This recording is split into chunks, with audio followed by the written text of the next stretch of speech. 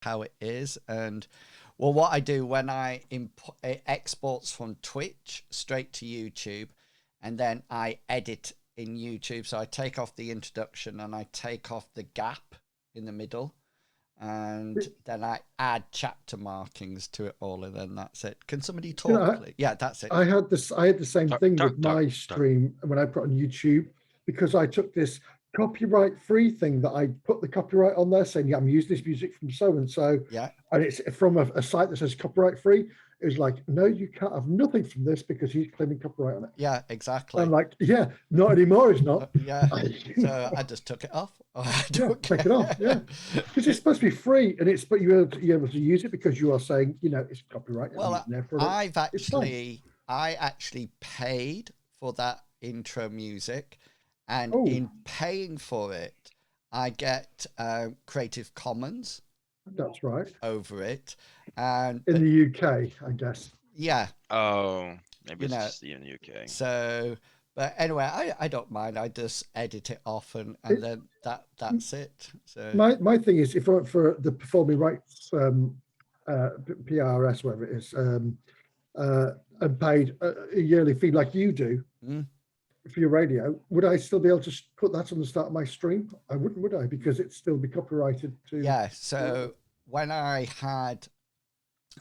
paid for 2 licenses across the whole year. One's a PSR and something. Anyway, I paid for them both, but I was only allowed to play the music on the radio site. Yeah. So I couldn't play it on Twitch because I only had, and it's the biggest pain ever because every quarter you have to send information about how many listeners they've had, what tunes you played, etc., etc. So, and if you go over a certain number of listeners, then they charge you more. So I'm sure everybody's going to say, "Oh, I have 2." Well, it's crazy because in the shops we used to have the Performing Rights Society license to be able to put the radio on. Yeah. When customers walked in because they listened to a public broadcast. Exactly. Yeah. Crazy. The wonders of copyright. I'm going to make my own music. At work, because I'm teaching, I have to sign over performance rights to the university. So I give them permission for it. And I virtually say any of my content now belongs to the Institute rather than to me alone, which is so they can use it for anything they want. Yeah, not you get paid for it. Yeah. So if you make some amazing discovery about talking to people, it's or as a lesson, and they then send it out to say, oh, listen to this for 20 quid a month, exactly, or whatever, or even worse, this is how not to do it. I'm sure that's not the case. Then you're sort of like stuck with it. Anyway, welcome everyone. Welcome back. We're back with the fantasy setting of Mythras at the moment. And we have the party last week had an encounter with Count Bastion. They picked up a lady, and they are currently traveling to Errwood to unravel a mystery that is happening. But before I tell you a little bit more about that, I'm going to allow the players an opportunity to say who they are and who they will be playing tonight. And we start off, as ever, with the podcast famous Mr. Pickles. That's me. I'm Mr. Pickles. I play Bartleby Fumus. Bartleby is our team's theist. I would say one of our 2 casters, but now I just don't really understand what's going on in some cases. But Bartleby is the one who can use a lot of healing, a lot of support, a lot of helping and protecting spells. His moon goddess Amriel can bring down energies to relieve fatigue on people.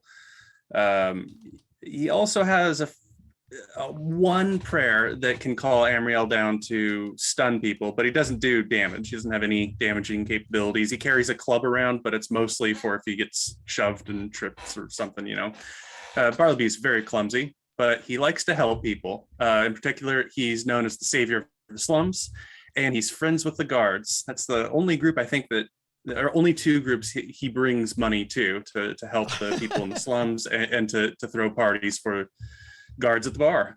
And with that, I'm going to throw the microphone over to somebody who I know is a caster, my buddy Captain Kangaroo.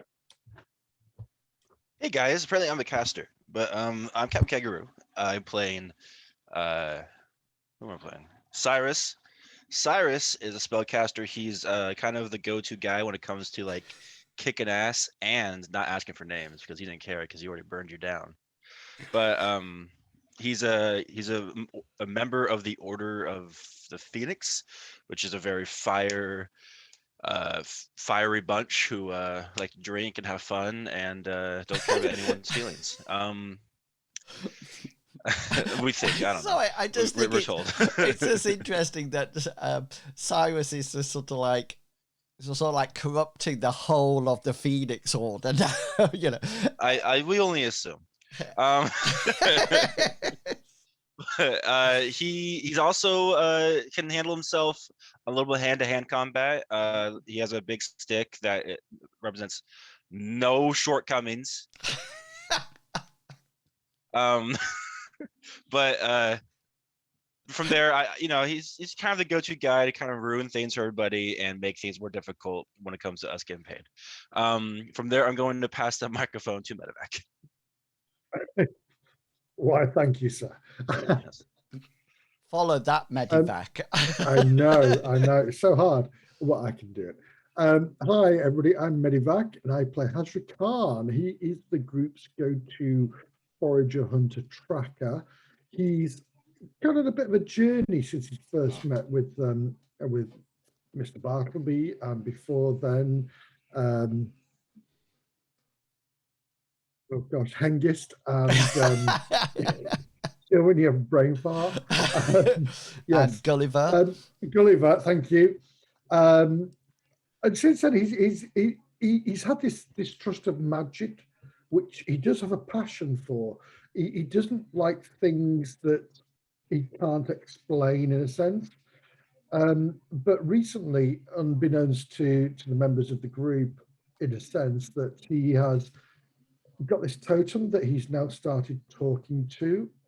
And it's been empathically talking back to him, in a sense, more with, instead of words, it's more emotions. And he's grown a kind of affinity to it. And with that, he's exploring that more because he's seen it from his tribe, how they, his witch doctors and whatnot, have communed with various ancient spirits in the past to find out where the tribe was going to go and what has happened for the tribe and how they stay hidden so well. That is delving more deeply into that, which is something that he didn't think he would, but it seems that he's grown akin to. Don't get me wrong, it's still the dazzly, sparkly, oh, you will be here and then here. It scares the bejesus out of him. But with this, he's more attuned to it, in a sense. He's quite relaxed with it. He favors a short spear and a scimitar. He's very good at throwing his short spear, and he's pretty damn good with his scimitar too.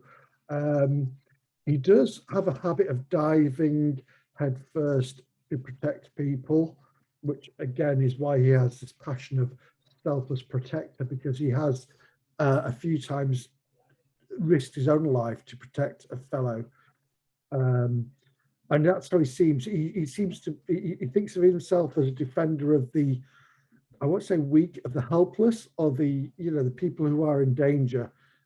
He will quite happily help them. He's very out of place in cities, but he's becoming a lot more relaxed, or a lot better with them. I won't say more relaxed, but he's a lot better with the cities, and that's primarily because of the inn he takes his meats to eat to, which he captures in the forest. And he's quite friendly with Basil, the owner of the inn. He goes to the Hairy Hobgoblin, and he just likes to keep them stocked up with plenty of food. And with that, before I end up rambling for the rest of the night, I shall pass on to. And I think that's about time for our break. Let's call it. Yes. to our newest member of the group, who is called Ulrich. Von Liechtenstein. No, that's too much first. Not old Richard. Every time you say defenders, all I have in my head is Defenders of the Earth. If you remember the cartoon. Defenders of the Earth, yes. Which is fantastic. Other really important things that happened last session. Bartleby got promoted and is now an acolyte of the order, which means as he progresses in the order, he has access to more spells, more powerful spells. Obviously, as soon as he gets to being a high priest, then he will be actually everybody's friend because he will have resurrection. Cyrus is also trying to climb the ranks within his order to catch up with I thought you were going to say climb what's her face in the carriage, but continue. Sorry. To climb the ranks in his order in order to catch his friend and companion Melanie, who he actually introduced to the order, and who is slightly ahead of him now. Yeah, and I was just thinking, Hazra, I like what you were saying, and the idea of having an ancestor spirit to guide you really I really like that idea, as you know, as you continue to practice your falling into a trance and seeing into the spirit world. So last adventure, the party met Ulrich. Ulrich appeared and claims that he's been sent by his master to learn from the fabulous threesome. He's a warrior. He showed his prowess in the last combat quite effectively, and he seems to be known by people. Count Bastion knew him, but the party haven't really explored his background or what he's doing. And Ulrich is played by myself. He's an NPC that supports the party with combat. So, last adventure, the story so far in a nutshell is that the party were requested by invite to go and see Count Bastion, who is the leader of Lindo, to receive a job.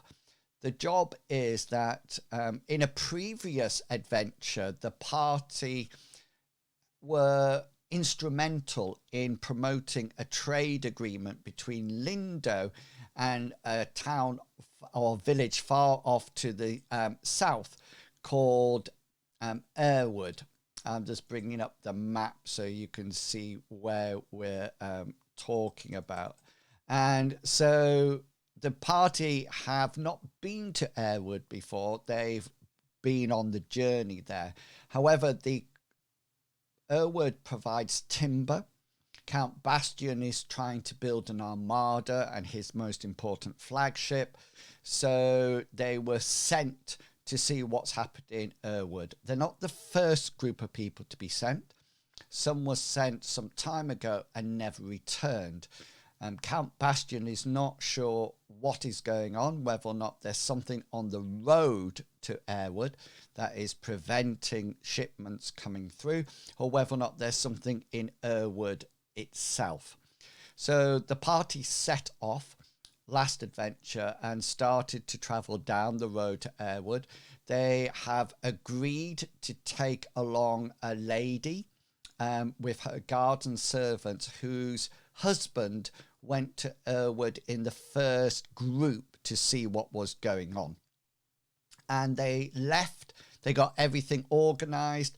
We've got Brutus, which is Hazra's oxen and wagon, and then Lady is in her covered wagon at the back, and she took quite a shine to Cyrus, who spent a lot of time in the wagon with her, and Lady is quite seductive, and we finished the last bit. They came across some beggars on the road who decided to take a shot at the party, to their dismay, since the party quite easily reprimanded them, compelled them to surrender, and Hazra marked one of them across the cheek before saying that they could go, and warned them that if they ever catch them again doing nasty stuff, then it won't just be a cut on the cheek that they get.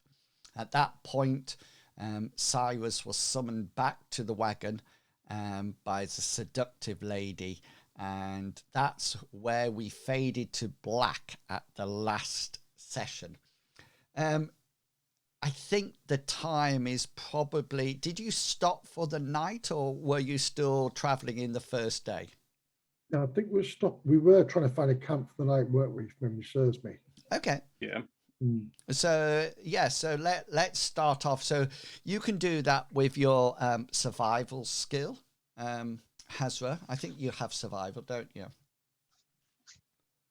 I do indeed. Yes.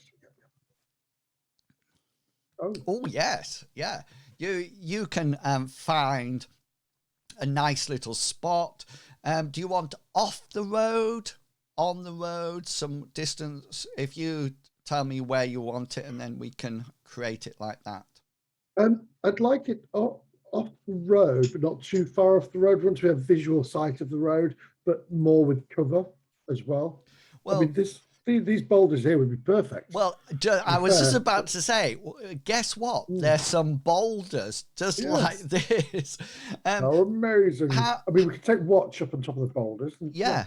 How would you like to arrange the wagons? So they're actually on the road at the moment. But you can arrange if you want to put... Do you have control over your wagon? Yes, I do. Yeah. So I'd like to move sort of mine. So you can move it where you'd like it. Over here, and maybe rotate him so sort of like here. Yeah, that's absolutely fine. And do you want the other wagon at the sort of like parallel to it at the top? Yeah, it's sort of there, I would have thought. So if I put it like this.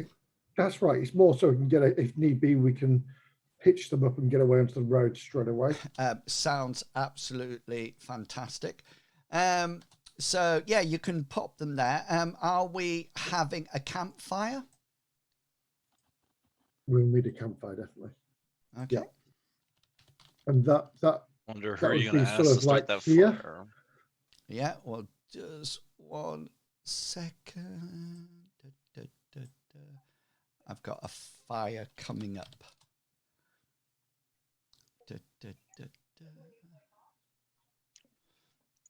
I do have 3. Here it is. Oh, hang on. Which one should we have? We'll have this fire pit like that. Look. If this was New World, you'd have fires all over the screen. Yeah. Is that roughly where? Happy to have it? Oh, yes, that's fine. Just as long as it's in the cover of these rocks. Yeah. So here. That's brilliant. Okay then. So the servants of Lady sort of like bring out pots and pans, and they busily start to create Lady's food. They are very respectful of all 4 of you, and it's a bit like Hazard. They ask to use your fire, and they sort of like say, will it be all right if we use your fire, or would you like us to start our own? No, please. This is not my fire. This is our fire. Oh, you're so kind. The lady will be so pleased about that. No, it's how we do it. You need a fire for the whole party. If you start putting fires over there, people will see. And remember, she has 2 guards, if you remember, and 4 servants, and they're just so you know that they're all male for sake of argument. And you probably think that Lady doesn't like the, shall we say, competition that female servants might provide. So her entourage seemed to be all male. And they sort of like say to you, Hazra, they sort of like say, we are not used to traveling with a group of people. It is normally just us. And they sort of like busy themselves. The guards actually take up position over to one side. Can you see where the horses are? I'm going to stick the guards on so you can see them as. I don't want lizard men. I do have some guards. I know I do because we've used them so many times. They're so used to coming out. I was one of those guards once. You were, weren't you? Was that your first ever? Was it Robert the Guard? Was that your first ever session? Yes, it was. Yeah, you sort of like came in as a guard, didn't you? And sort of like played the game and then decided what you wanted to create. Oh, I might have to use. I don't want to use bandits. Whoops. Pretend. Oh, here we go. Guards. Yeah, there's actually a guard that actually has your. You could actually use it, but that's not going to be the case today. So this is where the guards sort of like take up their positions. They seem to be the servants take out food to them and water them, and they seem to be almost like self-protecting the wagon. So for you, there's no need to sort of like worry about that protection by yourselves. You can either see to the whole area or you yourself. I am interested where Cyrus will be taking his food tonight. So yeah, could you just roll for me a willpower check? Me? Cyrus? Yeah. Oh, okay. We'll find out. Both of you and Cyrus. Yeah. Oh, Willie. That's a good failure. So one of you probably. Oh, did you want to use luck for it or not? No, I'll say my luck. Yeah. Let me just get my cards out. Just going to take the punishment. Yeah. So you notice that Hazra or Ulrich or Bartleby, you sort of like inquire about Cyrus, and the servants are quite forthcoming and say that he's decided to take his meal with Lady tonight. And they sort of like say, she is quite persuasive at these sorts of things. Okay. Okay. Well, that's good that we'll be looking for her husband still. That is what we're doing, right, Hazard? I forgot about him. I'll be honest. Yeah, we can tell you've forgotten about him. Yes, it's Bartleby. It's a little bit disconcerting that Cyrus would be like this. I'm very surprised. Is it though? This sort of seems like something Cyrus has done. I think in the last month, like 3 times. This is just the richest. Mr. Bartleby, I apologize. It's just the way I view life. I like to think of the positives of my friends, not the philandering negatives. The servant, one of the servants goes, "Oh, this is quite common. Yes." Does not her husband think anything of this? Well, he's not always around. But he does not know. This happens on trips, or does he travel a lot? Well, he must travel a lot. We're finding him lost on the road. Roll your influence, Bartleby. Ooh, can't get better than that. Can't get better than that. Well, yeah, yes, they. I don't wish to talk poorly about her ladyship, but yes, she does often have several, well, suitors, companions. You notice one of the others sort of like nudges him, and he sort of like gives him the eyes to say, "Shut up! Don't talk about that." Maybe it's good to know, though, because as an acolyte of Amriel, it's going to be good to know if I need to be expecting an awkward conversation from Cyrus in a few days. It's not so much that. I'm glad you have advanced in your church, because now you'll be able to cure him of certain ailments. Yeah, you've cured disease, right, Mr. Pickles? Oh, no, we are not going there. To do that. We are not going I'm just saying, if I'm going to have an awkward conversation, I'd like warning. The servant, one of the servants, seems quite excited about your prowess, Bartleby, and sort of like says, "Are you a priest of your order?" Well, not yet, but I am an acolyte, and that's almost as good. So, do you have great power? Well, through Amriel, anything is possible. Oh, that is good to know. Yes, it's good to have somebody around with power when we are traveling. Ulrich, by the way, is sat opposite the fire, and he has his axe out, and he seems to have Indeed. When I was left... Oh, we're getting some glitches here, sorry. It's all right. Are you caught up? Oh. Maybe. Kill your camera, and I'll... You're sounding good.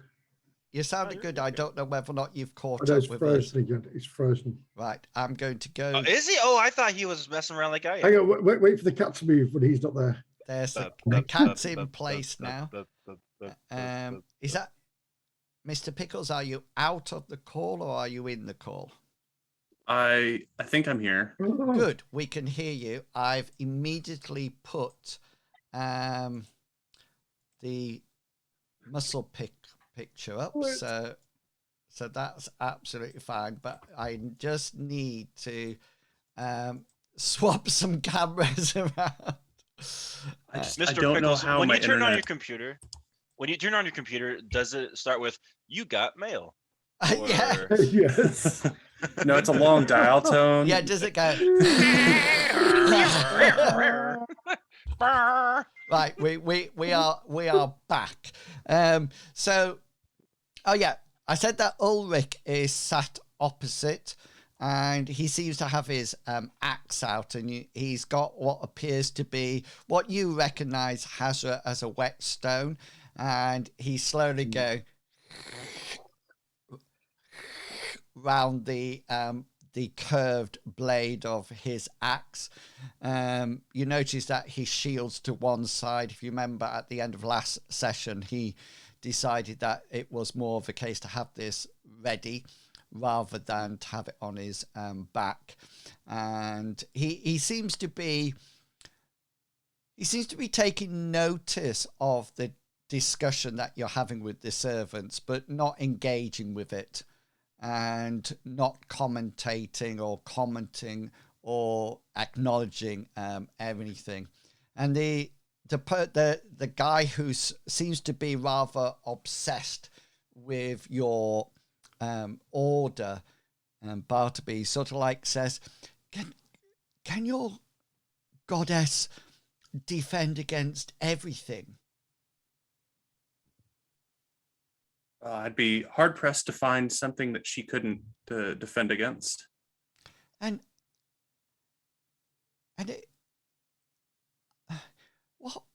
what would she say if somebody knew something bad but didn't share it, would they still go to the everlasting resting place with your goddess, or would they be, well, put down below?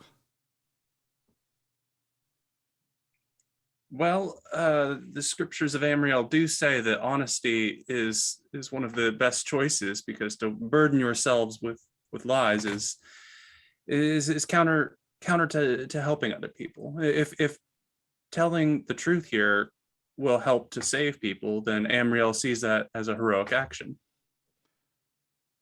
And the servant sort of like pauses for a while, and the other servant sort of like elbows him again and looks quite sternly at them, at the other servant, and the servant sort of says, "Oh yeah, well, I was just asking for a friend." Well, tell your friend that he's always welcome to come and discuss things with me, and as an acolyte of Amriel, I'll do my best to help improve your life. Yes. Hi. And the other servant says, the meal is ready. We need to attend our ladyship and her consort and pick up the food and head into the wagon. And you, as the back flap of the wagon opens, you see there seems to be some light inside, maybe some candle or lantern that's emanating quite a soft orange glow. And as the servants sort of like take the food in, you, Hazra and Bartleby, because you're on that side, you definitely smell the sweet aroma of no, you light the steak out of perfume and goes the flap, possibly incense, and you can just hear something that you probably haven't heard ever, is the quiet dulcet tones of Cyrus as he softly laughs at some conversation, and you hear lady says, "Oh, you're so bad, Cyrus. You're so bad." And the food gets in, and the servants come out, and the wagon flap is lowered, and they seem to be sat outside waiting for dishes to be put out. You get the strangest feeling that Cyrus is going to be somewhat occupied. Not on watch tonight then. Or watching something else. Yeah. Yes. You can go and disturb them if you wish. Or you can. I don't want to get involved. Okay. So it looks like there's going to be 3 of you. The guards will shuttle their watch, keeping an eye on the wagon. So normally Bartleby takes the middle watch, if I remember correctly. Yeah, I like the midnight. The view of the moon is beautiful. Well, I'll take the first watch purely because what I want to do is I want to go and set some traps for breakfast. Yeah. Yeah. So that's my thing. I will go out and I will set traps north of the camp, so sort of over this way, away from the road. Yeah. Away from the latrine that is probably dug somewhere in your latrine. Around here. And I'll go have a quick chat with Ulrich, and I'll say, Ulrich, we are setting the camp times for the night, and I am taking the first watch, because I need to set my traps for breakfast in the morning. Bartleby over there, he always takes the midnight watch because he prays to his goddess at that time. And I was wondering, sir, if you would mind taking the last watch, if that's okay. from that as the dawn spreads its light fingers across the earth. That is the... Sorry. I can do that. That is... Thank you very much, sir. That is beautiful. Speaking of light fingers, so, well, Hazra... And every hour, if you wish to walk past that carriage over there and rock it. or stick a random spear in and random spear, yes. Hazra, speaking of random spears, let's see how good your trap style. So that just goes from your survival skill, doesn't it? Is it tracking or survival? You could do either. I don't mind.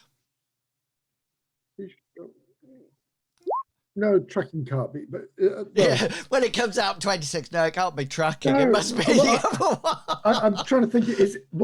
I need to look back at it. Oh, it's been so long.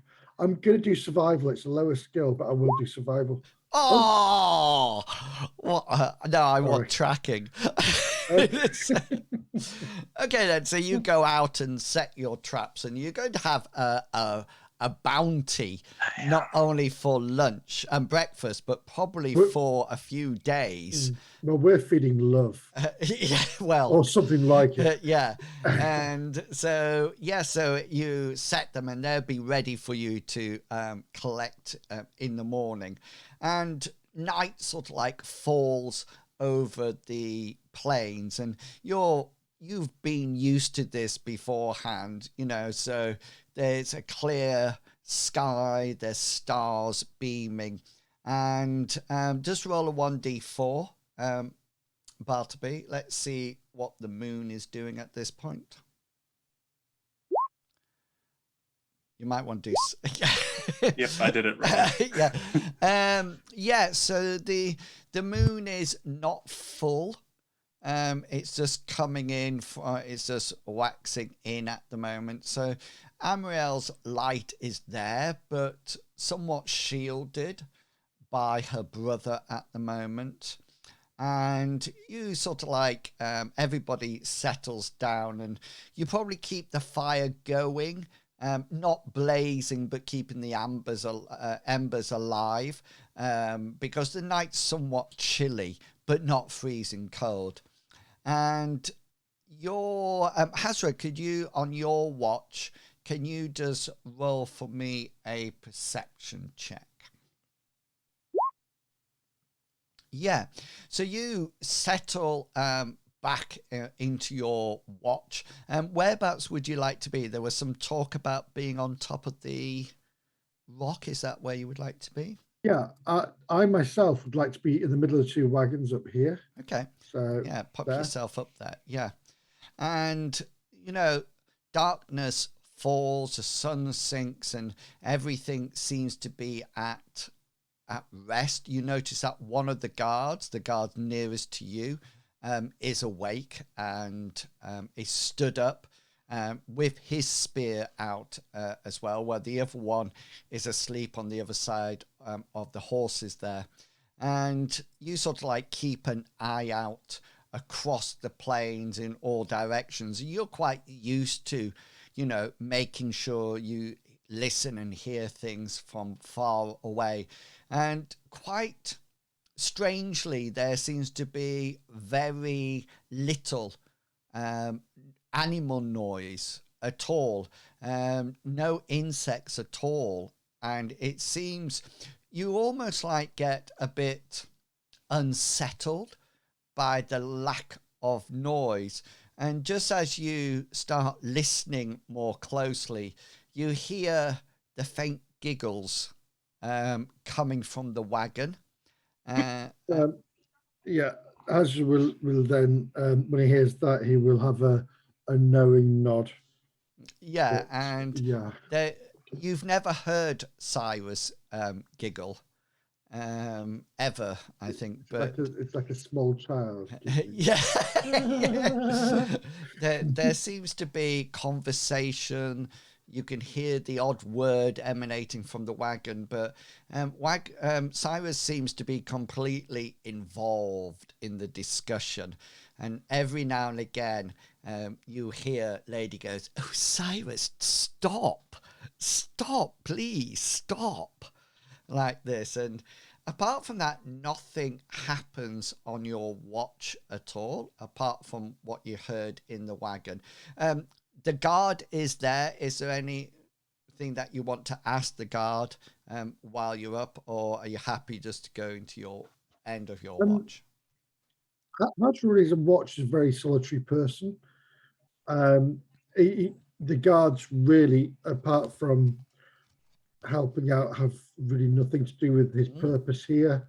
They have their own agenda. So he's just going to sit there and watch and try to keep his ears focused off what goes on there, and more what's going on out there. So trying to avoid listening into the giggles. And he, when he's on watch, he knows you don't make a noise. When you're on watch, you listen to everything. Yeah. Okay, and your watch therefore ends. You can return to your position by the fire, and Bartleby, across the midnight hours, where would you like to take your watch?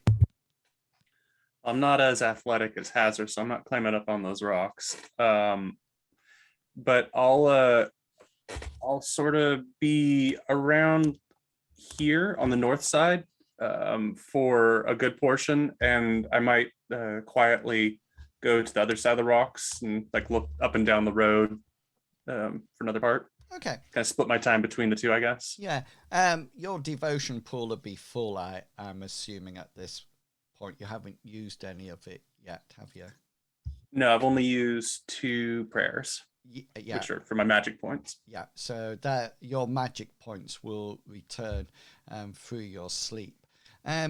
So could you make for me 2 rolls that I need? The first one, I need a willpower check, and the second one that I need is a perception check. Okay, willpower first. Okay. Oh boy. Do you wish to look it or not?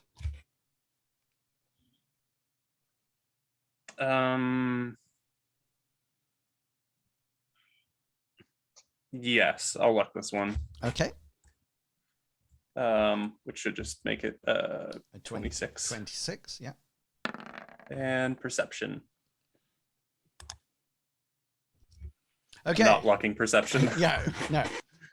So I've got a nice little luck point for you, which means I'm going to re-roll that roll that I just did. Okay. So you settle down. You do some of your time sat, stood around, looking at the moon, doing your prayers. And there's 2 things that you notice. The first thing that you notice is that, especially just after midnight, in the early hours, shortly after your watch has started, Ulrich seems to be a little bit restless in his sleep. He seems to have bouts when he's almost like dreaming about something, and it sort of like moves about, rolls this way, then the other way, and then sort of like suddenly, just as you're walking around, he suddenly sits up and looks around, and your eyes sort of like catch each other's, and he sort of like, do you wish to say anything or leave it before he does his action? It's really worrying when I say action, isn't it? Because you think it's going to be a combat action. I don't think Bartleby would say anything. He's probably had a few party members in the past tell him to be quiet on watch. They'll just give like a nod or like a quizzical eye. Yeah, and he sort of like nods back and returns to his slumber, rolling over the other way. And yeah, you're quite surprised. Your watch goes quite quickly.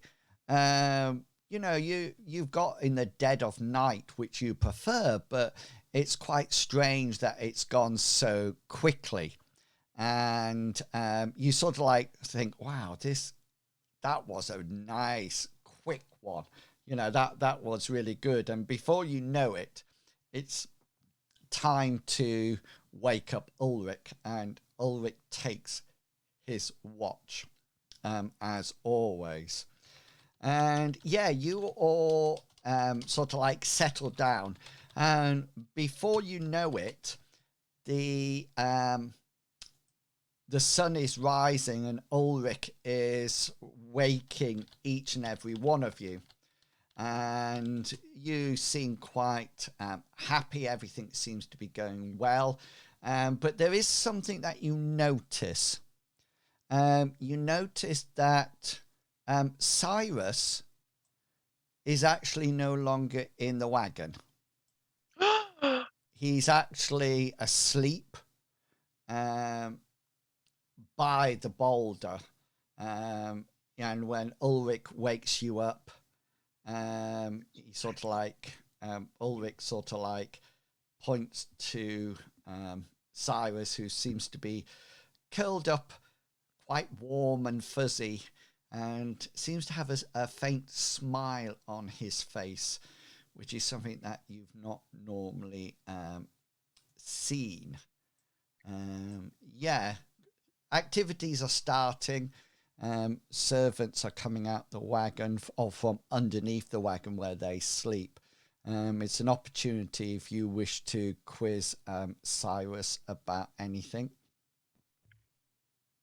I'm going to walk past Cyrus and just gently kick him with my foot as I go off to... while he's asleep. While he's asleep, while I go and check my traps.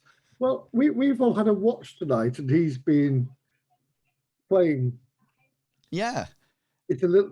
Hazra is of the mind, and Hazra always has been of mind, if we all carry our weight in the group, because we all help each other. We're all one family. We're not making a family. And you're not making a family. And you go by and you give... It's not a hard kick. It's just a little... Yeah. When you kick somebody's toes, you walk past. Yeah, and just to replicate that, what I would like you to do is you to roll your unarmed combat skill, and Cyrus, you're going to roll your willpower. To see whether or not you're not going to do damage or anything, Hazra. I just need to an opposing roll. Unarmed combat. Unarmed combat, yeah. Can I use my spear? Well, if you want to prod him with the spear, this may end badly for Hazra. So roll your unarmed combat. Oh, not, he says. Oh, yeah. So willpower from Cyrus. Oh, okay. Sounds fancy to me. For God's sake, it was justified. Yeah, and you, your standard roll would be a 4, Hazra, and a success as a 4. But the 36 from Cyrus will win it. So you give him a gentle prod with your foot or something, and Cyrus is sort of like, either 5 more seconds, Mom.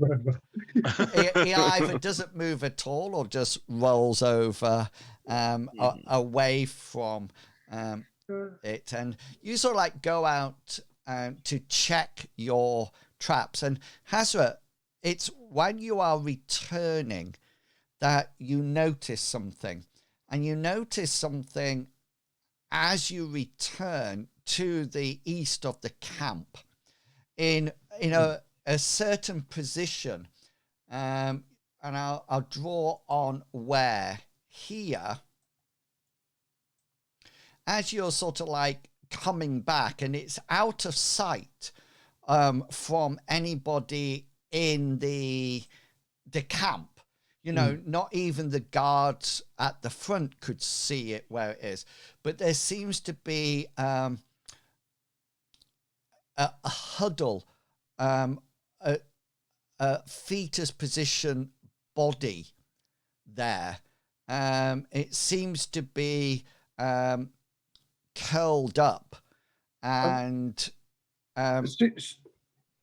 because as soon as I see that, my voice will be Bartleby to me.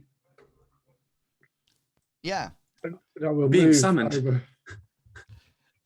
Bartleby, up and away. Sorry. BB money. Are you moving across there, Rangers assemble. Yep, sorry. Yeah, I'll definitely, if I hear my name being shouted out by a familiar voice, I'm gonna make my way over there. Okay. Breakfast biscuit in hand. As you won't shout, "Ooh, possibly a dead body," because everybody will come. I wouldn't just Bartleby over there. Yeah. So. Yeah, that. I'm assuming I'm still asleep at this point. Yes, you are. Yeah. You're going to come around in a second, and then I'm going to tell you how you feel. Okay, so and then you can role play from there. So you see this body, Bartleby and Hazra, as you get close, and it becomes quite apparent who it is. It's the body of the servant who was inquiring about Amriel last night. He seems to be curled up on his side, almost in a fetus position. You notice that his hands are sort of like covered over the front of his head and face, and he almost like, it looks as if he doesn't look like he's relaxing. It looks more that he's contorted into that position. I'll approach him, put my hand on his shoulder to see if he's living or what's going on. Living or. I love the way you just left that hanging. Living or. Okay, so you. I'm hoping it's not a dead body. That's going to feel really gross. Yeah, okay then. So if do you want to examine him to see what's going on? I.e., do you want to use a first aid or a healing roll or something like that? Or I'd love to use my healing roll. Yeah, go for it then. Power of Amriel. Oh. Somebody didn't pray hard enough last night. Probably why he died. It was over so fast. Oh no. I hate it, but I'll use a point of luck. Thank you. Welcome. Oh, that passed barely this time. Yeah, that's miles better. Okay, so you give the servant the once over. He's very, very pale. He's very cold. There's several reasons for this that you can think of using your medical skills. He is alive. That's the first thing that you are very much aware of. It could have been that you've seen people like this before in the slums when they stay out all night without being next to a heat source. So it could be that he's very cold. You have also seen it when people are exhausted and very tired and almost like have no energy left to do anything apart from just lie there. And you even notice that he's not even shivering. It's as if he doesn't have the energy or the will to actually shiver to keep warm. It seems to be something very strange is going on. You do notice that there are no marks that you can see, i.e. there's no injury or anything like that. He literally seems to be curled up almost in a contorted rigor mortis sort of like way. Even if you try to move him or, move an arm, it's as if it's locked in. The best way, as if somebody has electrocuted someone. Does that make sense? And they've sort of like, all their muscles have contracted into a certain position. His breathing, he is breathing. He's got a heartbeat, but both are very shallow and not the best. You've seen people better than this. Looking mostly at Hazra, do you think Hazra and Bartleby could bring him over to the campfire, or you could quite easily carry him across if you wish? We could drag him if need be. Well, let's try and avoid dragging. I don't know if that'll be good for his contracted muscles here. But Hazard, I think to start with, it would be good to bring him over by the fire quickly. I agree. He seems very, very cold and injured. So you sort of like, yeah, go for it. No, sorry, no, it's fine. Sorry. You sort of like bring him over to the fire, and as you bring him over there, you see the reaction of the servants and the guards. They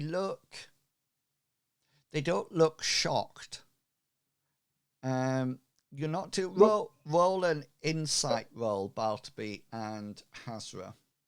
I was going to say, I want to ask the guards, where was this man in the wagon or somewhere warm? Yeah. Okay. So you do my bad insight roll. Yeah. So they seem to be. They don't seem to be going, oh wow, this has happened. They just seem to be acting normally. And Hazra, you go over to talk to one of them. Just roll your influence roll for me. You're not playing. But wait now.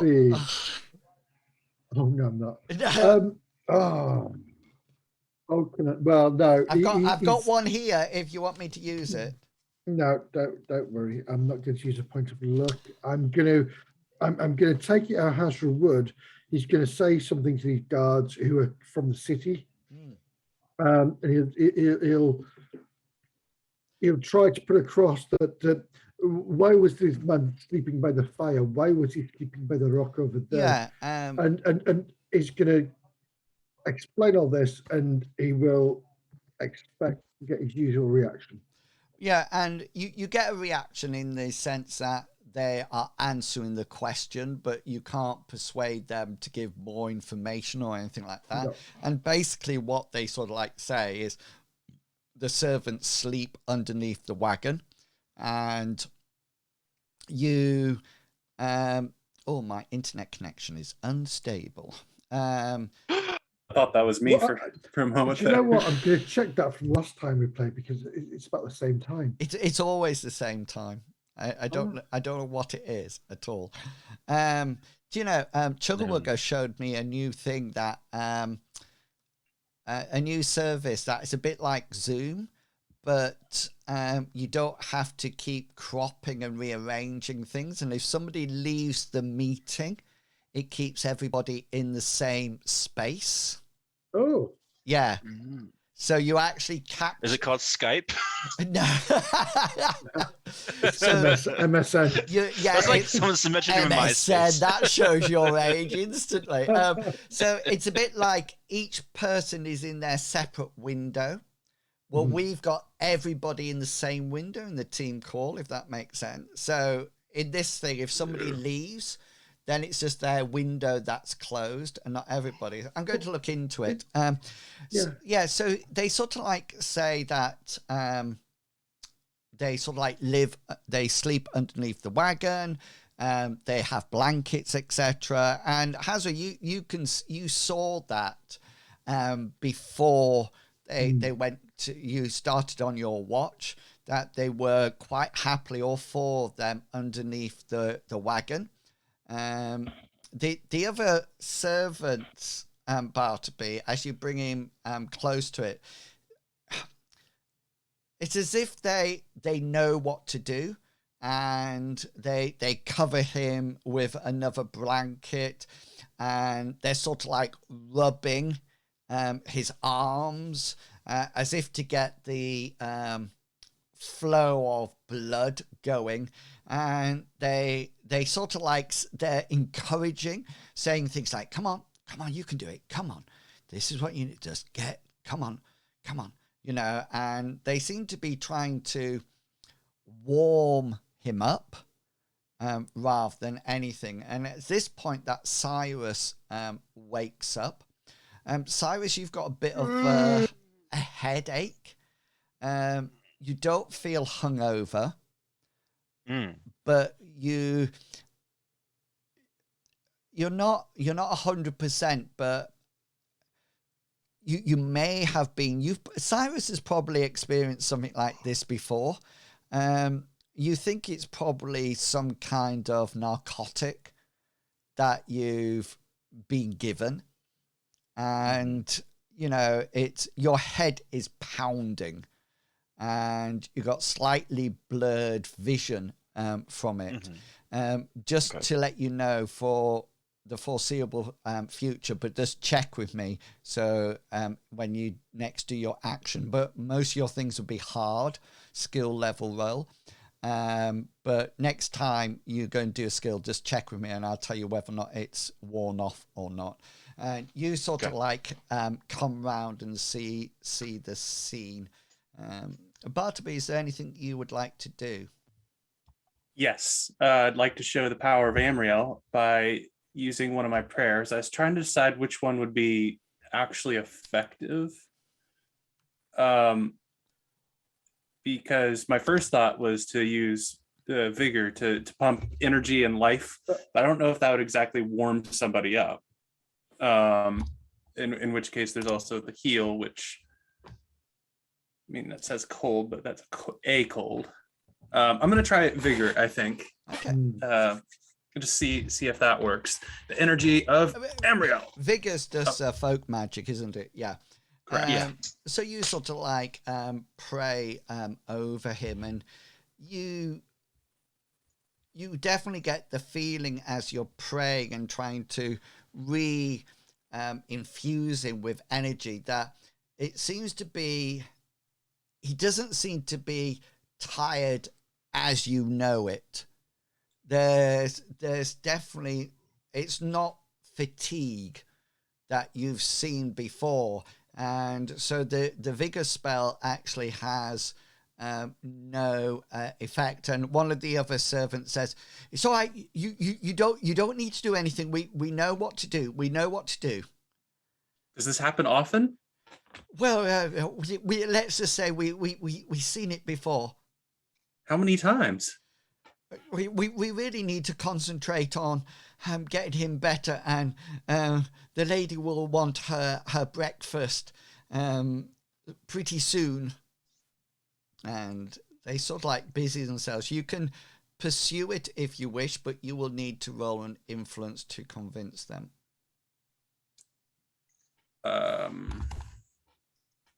Yeah, I'd like to pursue it, but I'd also like to be trying to help. So like Bartleby is just trying to join in, watch if that's all they'll do, but he wants to like show interest in it. Yeah. And say, do you think this really is effective or the best way? Yeah. Here's my influence roll. Okay. Yeah, and they sort of like they respond to your inquiry. The first thing, they're not too keen on your help, and you notice that they're reaching for a pot, and you pick it up and hand them to them, and they look at you almost like frustrated and almost like pull it out of your grasp. And you notice that by helping them, you're almost like agitating them, as if they're getting more frustrated. But you do succeed in your influence roll to get them to talk a little bit more to you. What was the last question you said? Asking if they're like patting him down actually helps, or if there isn't something better we can do. And they sort of like they say this is what you have to do. We just need to try to warm him up and try to get the blood flowing through his veins again. We're totally used to it. And they, as if on cue, the frozen servant, for want of a better word, goes, and they sort of like, look, he's feeling better already. He will need to travel in at the front of the wagon today, but he'll be fine. He'll be fine. You can pursue it further if you wish. I do wish. I'm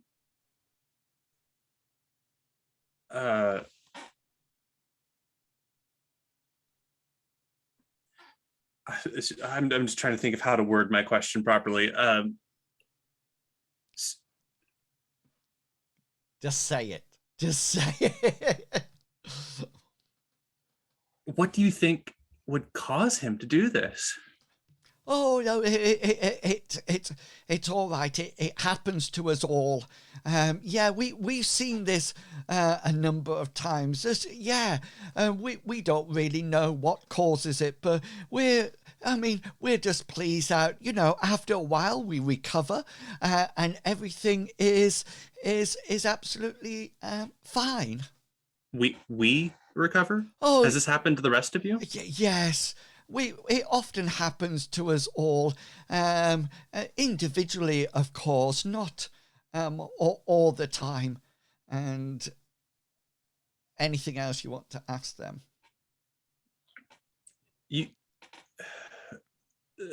This wouldn't be. I lean in really close and hush my tone. This wouldn't be related to alcohol or other things, would it? Oh, no. There's no illegal or strong substances passed between us. Don't worry. We once we all enter the service of the lady, then there are certain things that we are not allowed to indulge ourselves in.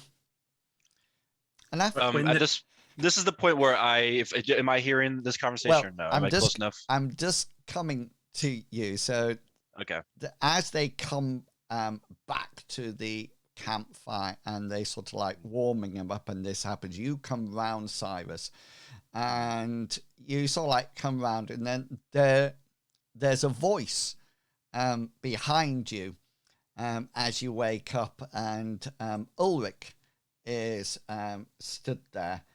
And he sort of like sees you come round, and he just says, "Good night, Cyrus." Jesus Christ, where'd you come from?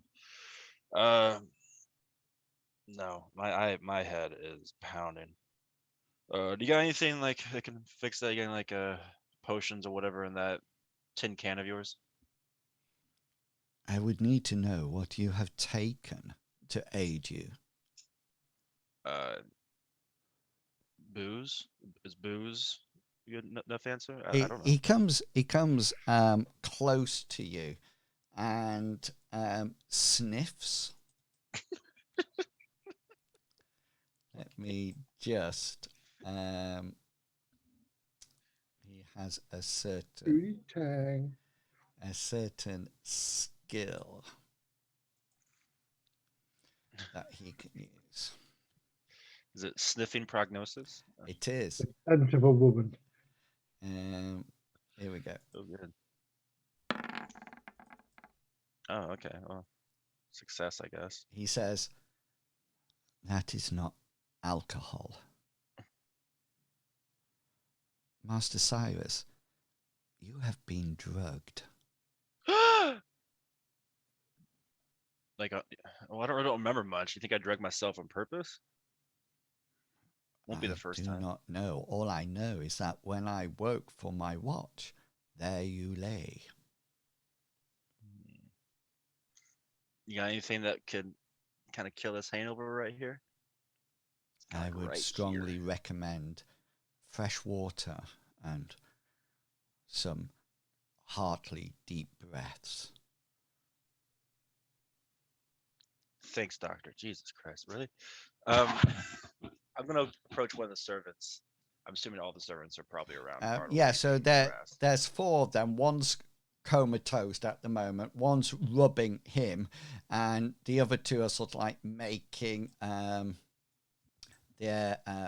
breakfast and things. Yeah, but you enter now as Bartleby's finishing off his influence role and gaining information. Haswell, we'll come back to you to see what you want to do in a second. We'll just role play this part out. Yes, Cyrus. Servants, water, please.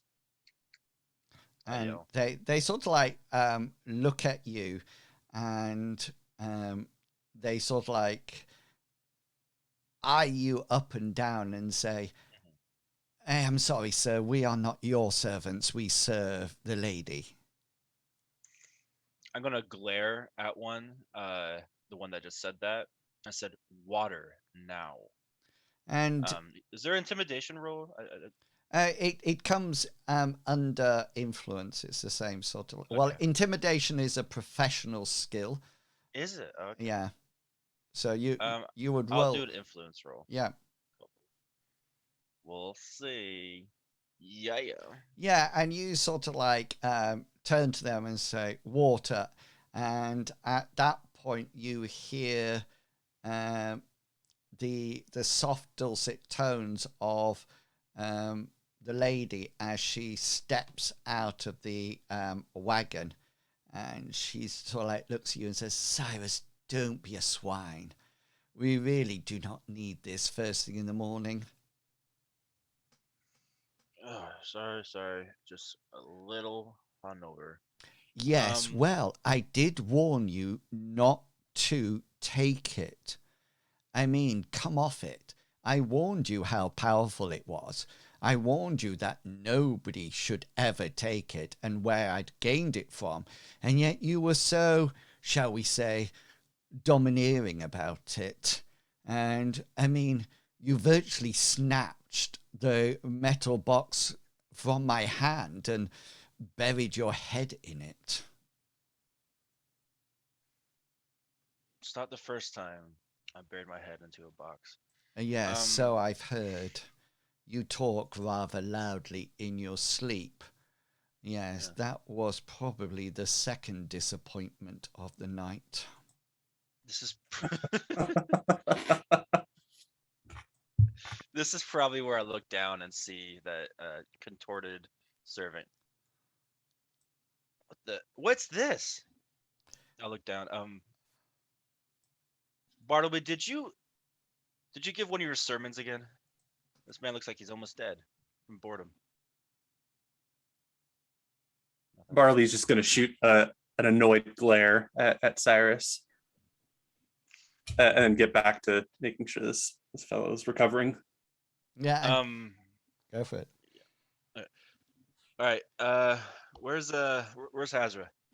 He's over by the guards. You can go off and have a chat with him, your chum. You want to go? I'm gonna see why it's taking so long. We should probably start heading over to where we need to go. Okay, yeah. So, does Hazra and Cyrus want to have a conversation, or are you just?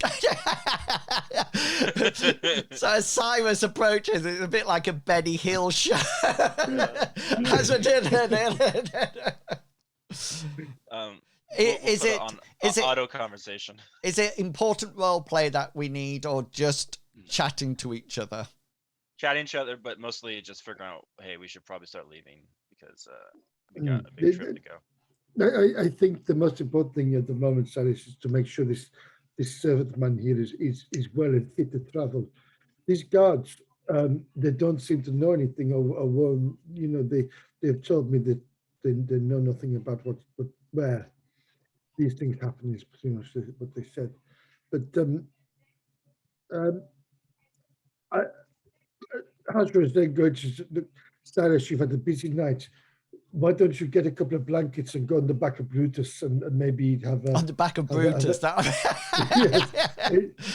Straddle the oxen, please. Yeah. In the cart, and maybe just relax with plenty of water. You look terrible, man. And what I'll do is I'll go to the campfire and I will try to assist the cooks that are cooking there at the moment with my meat as well. I'll put that in there, try and make a good platter for everybody, including Cyrus, the guards, the maids. Everybody needs to be fed. Yeah, nice. Sorry, I had hold of it as well. Do you have a cooking skill? I do indeed. Oh yeah, off you go then. And this is to assist though, isn't it? Or to cook? Just roll your cooking skill. It's not to poison. I just want to. No need to swear. And you sort of like busy yourself, and you make quite a range of fresh meat that is nicely cooked. You probably can keep some of it cool and cool it off and have cold meat for the next couple of days. And the servants and the lady seemed really impressed by that. And she looks at you, Hazra, and says, "Oh, this is fantastic, Hazra. Absolutely scrumptious." And just before the party saddle up again and starts to move, the lady takes you, Bartleby, off to one side and says to you, "Will he be all right, my servant? I know you are a theist of quite renowned power with your deity. Will he be all right?" I believe he will be, or at least the rest of your servants believes he will be. I'll be keeping my eye on him, of course. But they've said this happens. Oh, servants. I mean, you can't get good ones, can't you? And then, they go wandering off. Yeah, I noticed you were keeping watch, and when Cyrus left the wagon last night, well, what can I say? A lot of talk, if you know what I mean. Not much else going on in that department. Were all the servants under the wagon during your watch? Does Bartleby remember whether or not he glanced at them while they're all sleeping? You're not too sure. Make a memory roll. You remember that your watch went very quickly, and you start to look back on it, and you don't remember seeing Cyrus leaving the wagon. You just had this feeling that your watch went very quickly, as if it wasn't the normal length. And just roll your devotion for me. Ooh, so there's a chance of failure here. So not really. That is Bartleby. How much title can you get in the name of the role? I'm working on more. It's quite a short, snappy, to the point. And it's a lunar truth. Bartleby, you almost like have almost like what Cyrus is saying there, a quick flashback. And you didn't remember this before, but you remember being somewhere around the camp and seeing the lady's face come out of the wagon and smile at you. And you remember nodding back and then continuing on your watch. But you really get this sense that there was something, you still believe that your watch was short, even to the fact that you think Ulrich woke you early, he woke up too early to relieve you. And you definitely get this feeling that there was a gap in your watch when something happened that you don't know, or you didn't do your full hours. And with that, the camp is struck and everybody goes into their wagons.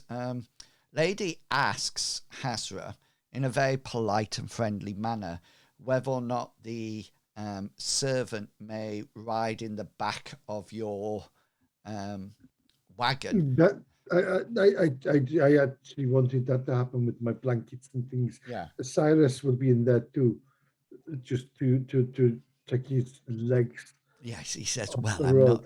not. Hazard, you are so kind to every individual. I am amazed by your humility. It's not that, my lady. I believe that a healthy body out here in the wilderness is a body that will survive. Oh, I totally agree. And there I was thinking all wilderness men were some kind of barbaric individuals. And yet you seem to stand aside from them all. My whole clan, my whole kinsmen stand aside from them all. I don't know where you get these ideas, but I find this with city folk. Because I have been in your city and I find myself ostracized. Oh, yes, I can well believe it. Some people will not look you wilderness folk. I'll give you a second glance. Yes, well, I mean... It's true. But I rise above this because my friends are what is dear to me. I can see. And can I just make one observation? You don't smell like the other barbarians I have encountered. So well done for your personal hygiene. But it's not that. I try to have a neutral smell because when you're tracking an animal, it is best to smell of nothing. Oh, I totally agree. Tracking is shall we say, pursuing someone is one of the joys of life, is it not? And I would not. No, I literally pursue animals. You do. I would. Sorry. You do notice at that point when she's saying about pursuing somebody, she glances over at your wagon that Cyrus is just settling down in. No. Yes. Sometimes as you know, sometimes the chase is miles better than the actual capture of the final quarry. Well, I have found that sometimes when I'm hunting an animal, I am very sad when I finally capture it and have to kill it for food. I have experienced that sadness after a long pursuit myself. And she glances at Cyrus in the back of the wagon. Yes, it can be so, shall we say, disappointing. But we rise above these things, my lady, because if it's something you truly wanted to pursue, then you will truly make it work. There's plenty more, shall we say, animals in the field.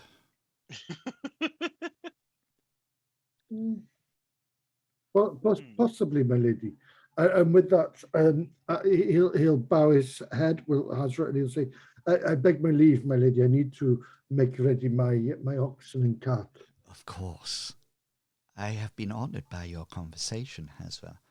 I have been somewhat amazed by your philosophy and great intellect on life itself. I will return to my wagon now. And she nods.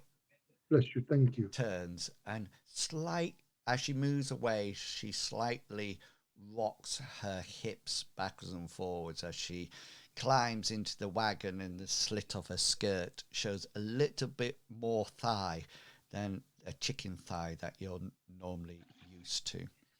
And the caravans are set up again. And just before we go to a break, there's one more brief conversation that I need to have between Ulrich and Bartleby. And you're probably walking along Bartleby with Ulrich. Hazra. Is Hazra... You mentioned before, Hazra, that you might want to scout ahead. Or are you driving the oxen? I was wanting to have a brief chat with Cyrus before we set off, or when he gets into the back of the wagon. But I would want to scout ahead anyway. But yes. Okay. But before then, I want to have a brief chat with Cyrus. With Cyrus, yeah. So we'll do that straight after the break. Just let me do this quick chat between Ulrich and Bartleby, and then this camp scene is tied up. And Ulrich, you're also like walking along Bartleby, and Ulrich almost like glides up to you and says, "So what do you think's going on, Mr. Bartleby?" Well, something isn't right. I'm certain of that. It's not normal for people who aren't under the influence of intoxicating substances to just crawl out from warmth and contort like that. I have a bad feeling.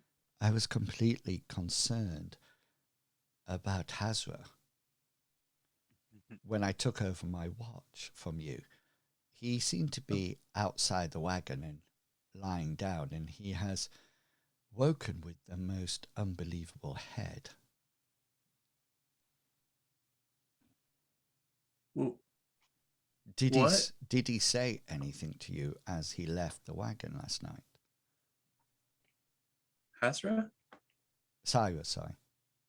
Oh, okay. I thought I heard Hazra there, and I thought Hazra seemed pretty normal. But and Cyrus, yeah, Cyrus. Yeah. Well, Cyrus, he certainly. I lean in for this. I don't want other people to hear it. Certainly seems as if he's under a spell of some sort. What did he seem like when he left the wagon last night? Well, I'm afraid I actually didn't notice that. I was too busy wishing for the moon to become more full. I guess I didn't see him crawl out of the carriage. Right. Interesting. And he slowly straightens up after your hushed tones. Just roll an insight, Bartleby. How insightful are you? Come on. Not very insightful for someone. You're not too sure what Ulrich is communicating with his certain look that he gives you. It could be that he trusts you, or it could be that he is suspicious of you. And as you all, and we'll come back to Hazra and Cyrus, that'll be the first conversation that we have as we're going down the road or before we leave, either or, straight after our break. So we're going to have a quick 10-minute break. So we will be back at 22 the hour. So please do go off, grab yourself wine, Rennies, Gaviscon, anything that you need at this point, and snacks. And we will see you back here in 10 minutes. See you all soon. Bing. You are a wizard, Harry. Harry, you are a wizard. Bye. So the party is setting off once again. Welcome back, everyone. Oh, live. Hello. And I'm just going to rearrange the caravan so it's on the road and get rid of that. And I think Cyrus is in the back with the with the servant, the servant, the maid. Yeah. Everybody sort of like moving. Let me just remove that cross because we don't need that anymore. Put my lady in the wagon, and that's it. And belongs. And we are heading off. And I think, Hazra, you wanted to have a discussion with Cyrus, which would be really good because I can finish off eating my toast. Yes. As we set off, Hazra's going to lean back and just look at Cyrus and say, Cyrus, my friend, you are my friend, and I since you've joined our group, I consider you more of a brother than a friend. Oh, I was a little itchy toast. I was a little bit disappointed last night that you did not come out to help with the watches. We all have our personal needs and urges, but there is a time and a place, my friend. When we're working for someone, for the money, their safety is in our hands. And if we had needed 4 watches last night, then you would have been there. And I'm a little bit disappointed, but I'm hoping you will learn from this experience after we found this poor man next to you, cowering by a rock, almost frozen to death. If that would not have happened if you were there on watch with us, because we were plenty of people to watch, and I know you have things happening in your life. Oh, I feel this is a really important moment here, people. Please, Cyrus, please be aware. The whole group, the whole family is of the importance, not your own individual sense. When we are out doing things on downtime, do what you want, my friend. Fill your boots. I will probably do the same as you. But when we are working, we work, my friend. And that is all I have to say. And I'll lean back and I will hold my hand out and the universal sign of friendship. You don't. No, I will hold my hand out and shake and I think, he might not be shaking. Let's see what Cyrus says. Well, Cyrus is now going to get up. How long have we been on the road? That was a good nap. Were you saying something, Hazard? Hazard's very well aware of Cyrus and what he does with this, and he'll say, "You know what I was saying, Cyrus, my friend, and it's my brother. I respect you. I know where you are, what you are trying to achieve yourself, and I cannot wait for you to attain the greatest that you can be." So please. I'm gonna pop up to the driver bench.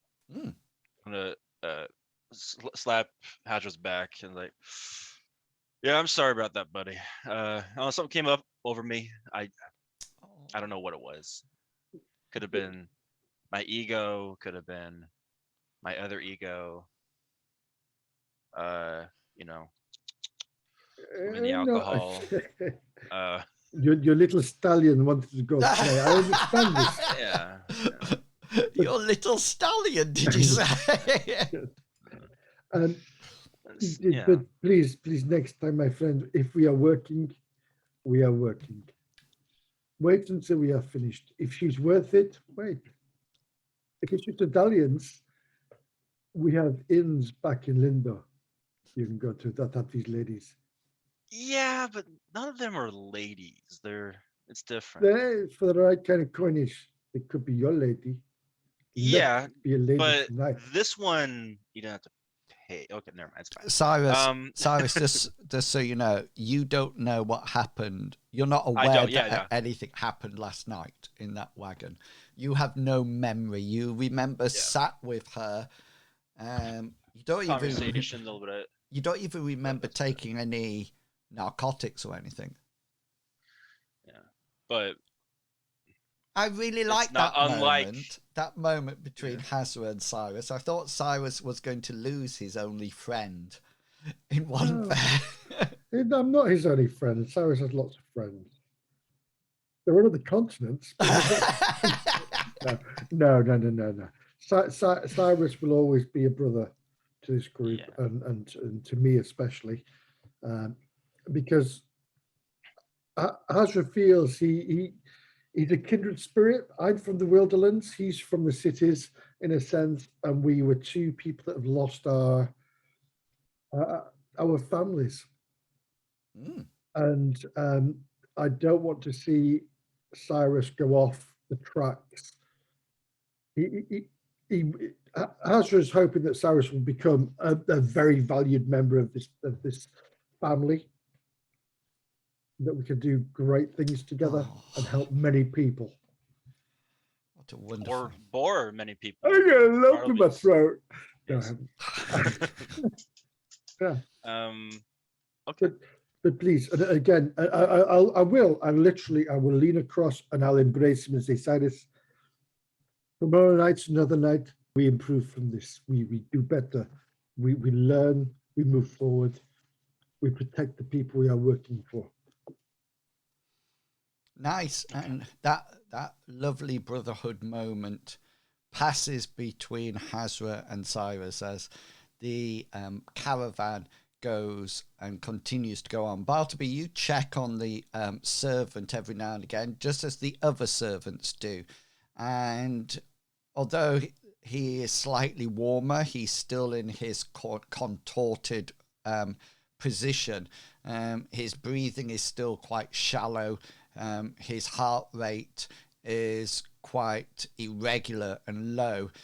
Although you do think he's actually recovering, you think he's better than what he was beforehand. And it's shortly after midday. It's about 1 or 2 o'clock in the afternoon. You've stopped and had your evening meal, your lunchtime meal, your snacks. I was like, what? Yeah, and you're carrying along on the road, and Hazra, something catches your eye up on the road ahead of you, and you actually call the wagon train, both of them, to a halt, as you can see something in the distance. It's in eyesight range, but it's still quite a way off. And you can see something in the middle of the road moving. With that, I'll lean towards Cyrus and say, "How are you feeling, my friend?" Actually, I don't know how I'm feeling. How am I feeling, inwils? You're still rough. But your headache is retracting throughout the day. It seems that Ulrich's cold water remedy seems to be working well. So you're still not in peak performance. It won't be until this evening that hard comes off, if you pardon the expression. I agree. Does everybody keep quiet? I've got away with it. Let's just. Yeah. I'll again. I'll say to Cyrus, if you're not ready, you look after Brutus and this man in the back, and I'll say to Ulrich and Bartleby, there's something up ahead on the road. I don't know if you want to come and help me and have a look. Ulrich's out of place. Ulrich's more than happy to accompany you if you want him to. As I'm stepping off the wagon, I will again say back to Cyrus and say, if we do need your help, I will shout, my friend, and I'm sure you will help as best you can. Is Bartleby going as well? Yeah, Bartleby will follow behind. Okay, then I'm just going to move Brutus's wagon out the way, so we can see what's actually happening ahead. And you sort of like head off down the road.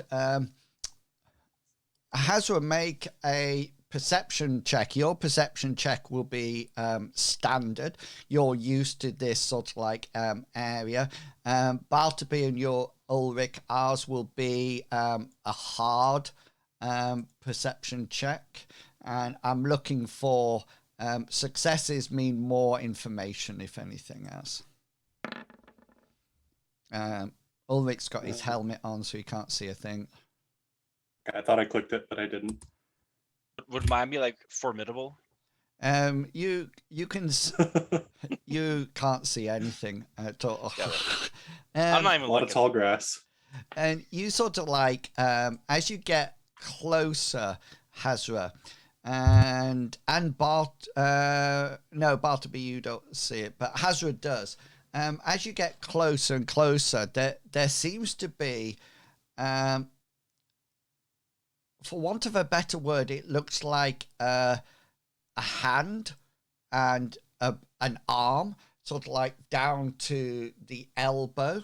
It's almost as if somebody has sunk into the ground, and this hand is, you can see it. It keeps coming up and then going down, and sort of like, almost like. So it's animated. It's moving around. Oh yeah, quite frantically. And you can see, it just looks like a hand that keeps coming out, and as if a body has been, somebody's been buried alive, or been sucked under or something like that. So in which case I'm going to say to, or shout to Ulrich and Bartleby, Ulrich, assist me with this predicament. Let's help this person. Bartleby, maybe you could provide some assistance in your own special way. Yes, Bartleby is going to make a big show of raising his arms and putting them on Hazard's shoulders, and I'd like to give him a prayer. Yeah. Telling him what a big, strong man he is in the eyes of our almighty Amriel. Yeah, so your strength just for brawn test is increased by the power, I think it is, so it won't, don't pop it in yet because it will change your combat rolls, but stick it in your brawn if that has a temporary measure. And what do you mean combat rolls? Because combat rolls, you're and as you walk forward, getting closer, you hear Ulrich saying those strange words underneath his breath as he walks forward.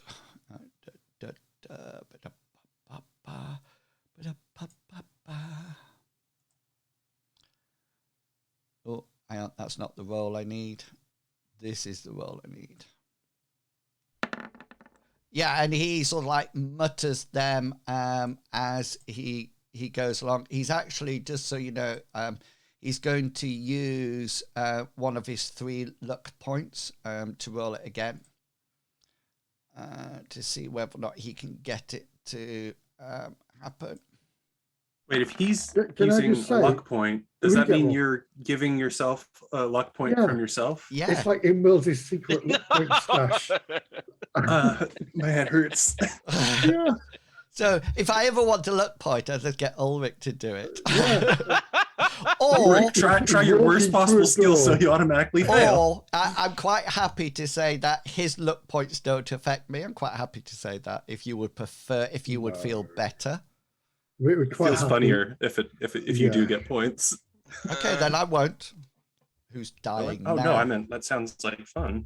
Do you want me to? Can Ulrich give me luck points or not? What do we say? Yes, because Ulrich's a player. Yes. Yeah, he's helping us. He's a player. And even if he's dancing and he keeps failing and using luck, it's fine. Yeah.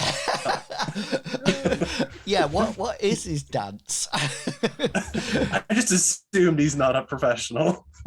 19.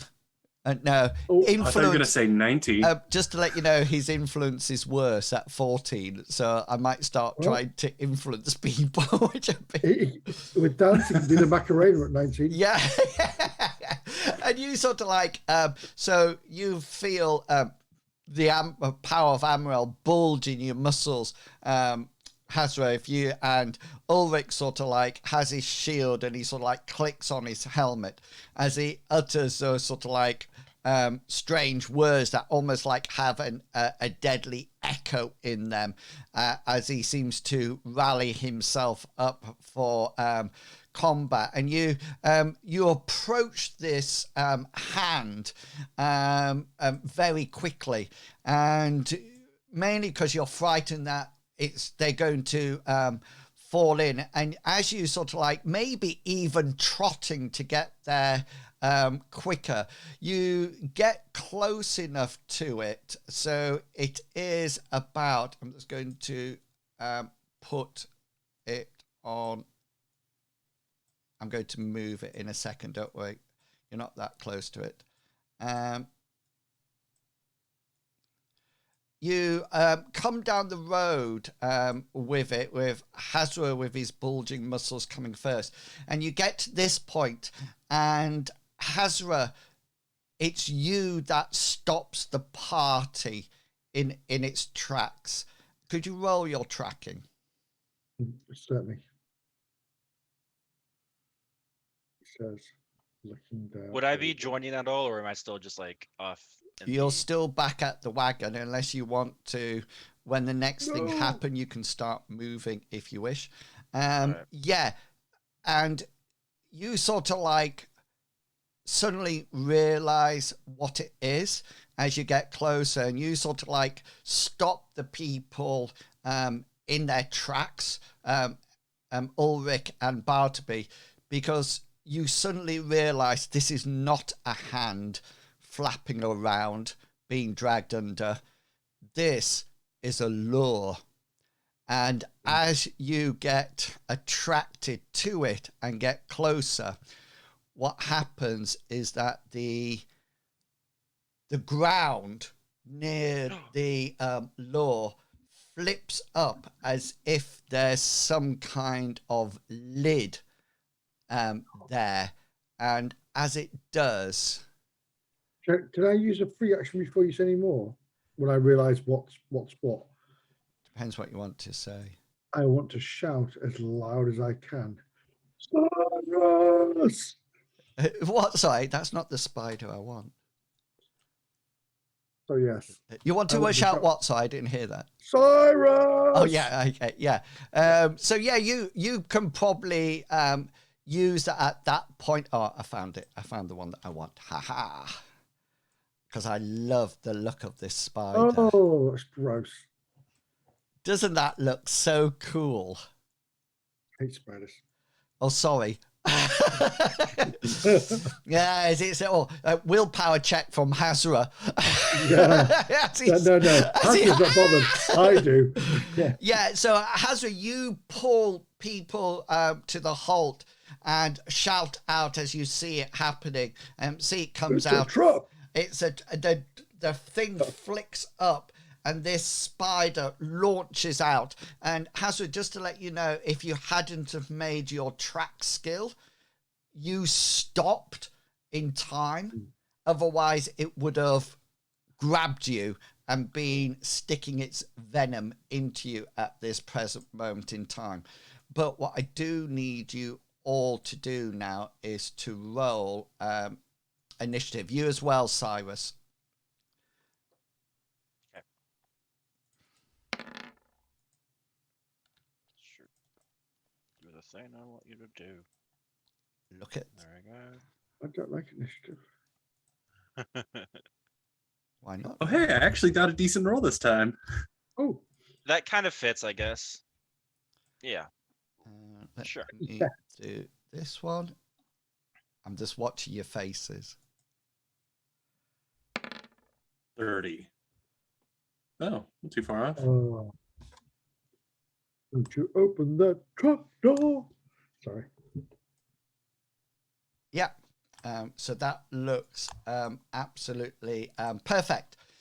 Yeah. So the thing, you stop everybody in time, Hazra, and the spider jumps out, and it sort of like moves towards you, Hazra, and as it does, it sort of like rears up and attempts to sink its fangs into you. Its combat style is called 8-legged horror. Isn't that cool? Isn't that cool? 8 days. Just 8-legged freaks is copyrighted. Yeah. This will hit you, Hazra. So you can have... Hazra's seen this thing, and he's been running those. He's been getting those as fast as he can. He shouts at Cyrus. He's seen this thing trying to bite him, and he's instantly going to just swing his spear and try and block. And try to block it. Yeah, go for it. Yes. First action point. Oh, nice. Ooh. Nice. Now you actually get a defensive parry. I do, don't I? Yes. Yeah. You actually get a defensive parry at this point. And just as a side note, wouldn't this also take 8 off of, or is that only when you're attacking that 8 gets taken off of the attack? Oh no, so the monster's skill would be 79, won't it? Which would be its best roll. Yes, it's just done it. Yeah. So reminded me of that, Bartleby has actually increased the effect of my roll. Thank you. Yeah, still hits though, but you've got a crit, so you get a special. You will block it. You're still going to take half damage, but you get a crit if you want to use it. I do indeed, and my crit shall be as I flick through. Would it be fun to inject venom? No, yeah, do that. I'm just getting we don't use defensive crits a lot of the time. No, we don't. I'm going to use overextend opponent. Nice. And that way, that gives defender sidesteps or retreats in an inconvenient moment, causing the attack to occur. Opponent cannot attack for his next turn. Brilliant. That's really nice. So you'll still take the damage for this one, which would be halved. I don't get a special on you, but I do get a 2 hit. So you manage to parry the blow but overextend him. So we both succeeded. So this goes into your 3. Oh gosh, my 3 is my right leg. Nice. Let's see what we do to your right leg.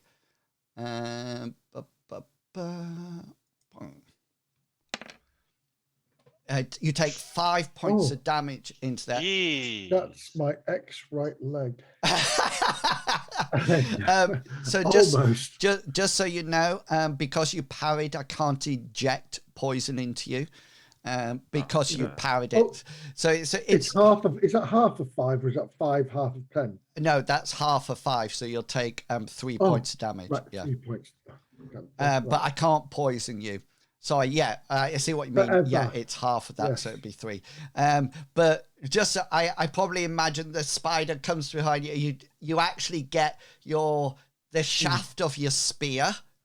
In its mandibles over its venom things, so it sort of like does some damage to you, but then you probably pull your spear that causes it to be overextended. And we're now straight to you, Hazra.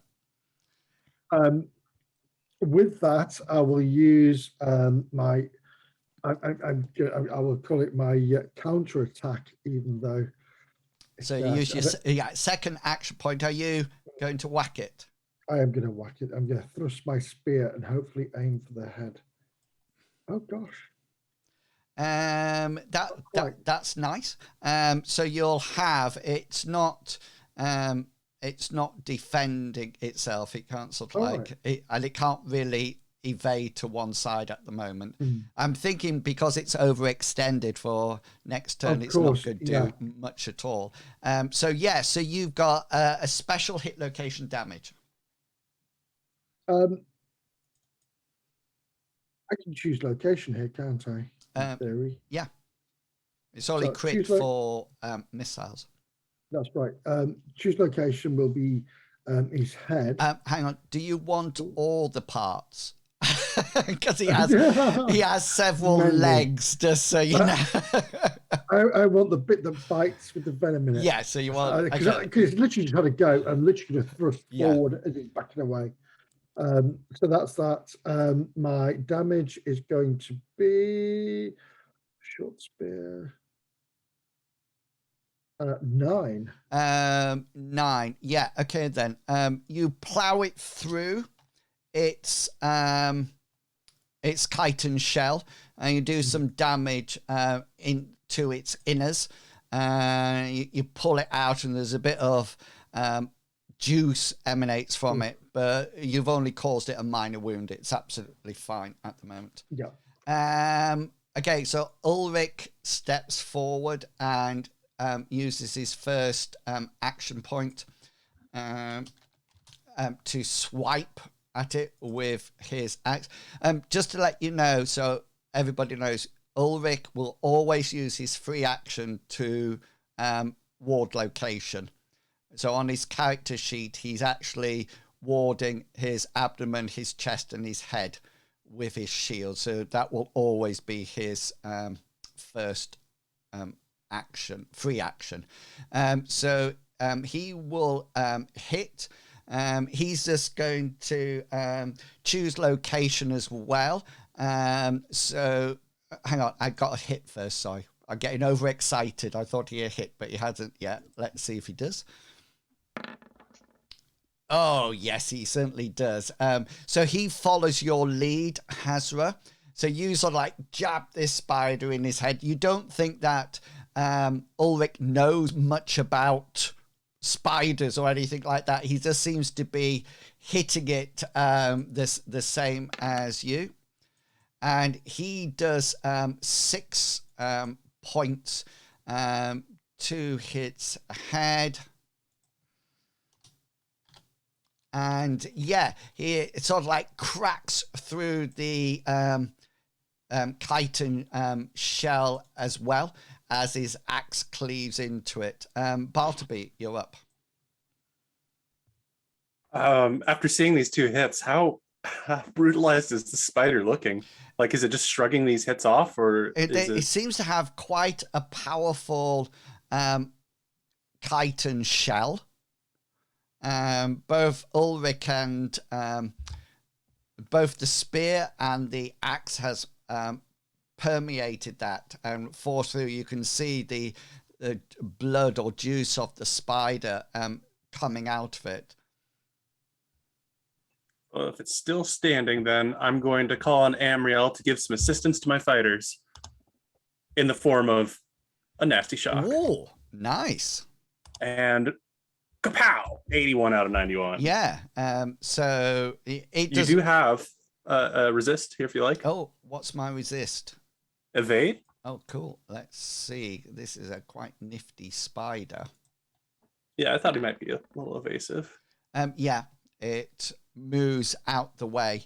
Oh, hang on. Is this a... This isn't contested against my 81, correct? Oh, yeah. So this would be an opposed roll. Yeah. So, yeah, you still get it. So I need a hit location, and then that item is numbed, isn't it? Is that right? Yeah, it's in your 9 for 3 turns. 9 is his front right leg. Yeah, try walking on that. Yeah, it's got 7 of us. Power of Amriel. So you saw like Hazra and Ulrich, you see this thing come striking down. Cyrus, you're up. Yes. Time to actually do some magic. I'm gonna get my spell ready to do rack. Yeah. So, I think it should only be 2 turns. So you I don't know if it depends on distance though. Yeah. So I think the distance is always your power. So what's your power? Because it's going to be further away than that. Yeah. I think power is 14. 14. I thought it was 14. So you're going to have to, let's have a look. Range, touch is none, and 5 times power to do it. So that would be 2 points of shaping for that. Mm-hmm. Are you going with a single magnitude of 1, or are you going to up it? I'm going to go full magnitude because I want full damage. And I want to make sure there's no like... So what magnitude do you want to... Because it's normally 1 without any shaping points. Then 1 shaping point will give you a magnitude of 2. 2 will give you 3. I'll probably just do a magnitude of 4. 4. So that would be 2 for distance and 4 magnitude. So that would be 5 shaping points. I'm assuming you've got that. Yeah, I do. Yeah. Okay, then. So therefore, it'll be you're changing the magnitude, you're changing the range. So you'll be casting for 3 turns before it comes off. So start counting your turns. So this is turn 1. I mean, 3 rounds or 3 turns? 3 turns. So we've done the first turn now. So next, we're going back up to the top now. So this will be your second turn. And then you will do you have 3 action points? Yeah, I do. So you will actually cast it at the end of the third turn. Spider launches out at you again. Let's do this fairly. Can it though? Oh no, it can't. It's overreach for this turn, isn't it? Yeah, brilliant. Do you know, I often think this rule is broken like this because can you see I don't use an action point? Yes, you should lose an action point for it. Yeah, does that make sense? Because because I can't work for this turn, you save an action point. You're going to have a hit at me, but therefore I'm going to be able to hit twice. Yeah, you know, so I need to check the rules about that. I think every turn, no matter what happens, you lose an action point. Yeah, because it'll be a little bit like delaying or dithering, I assume. Yeah. So it can't do anything. So Hazra, you're up on 19.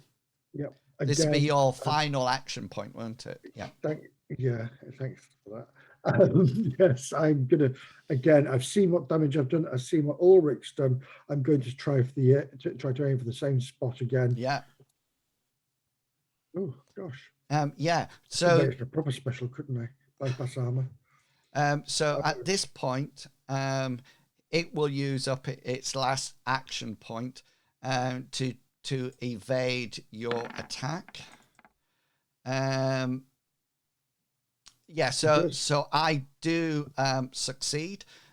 So what happens is that it moves slightly back as if it's retreating out of the back into its burrow, and you sort of like you go to whack it in the head and it suddenly moves back and it you jab down and I think you still Ulrich gets an opportunity of attack as well, and so does everybody else.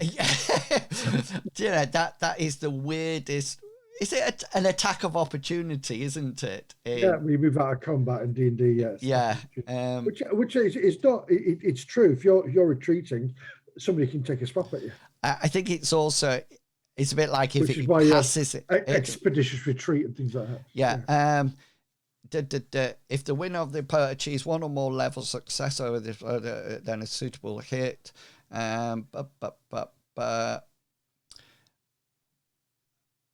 Versus this could be a driver. If the attacker wins, then the inflicted damage as per normal is completely avoided. Whatever there were, yeah.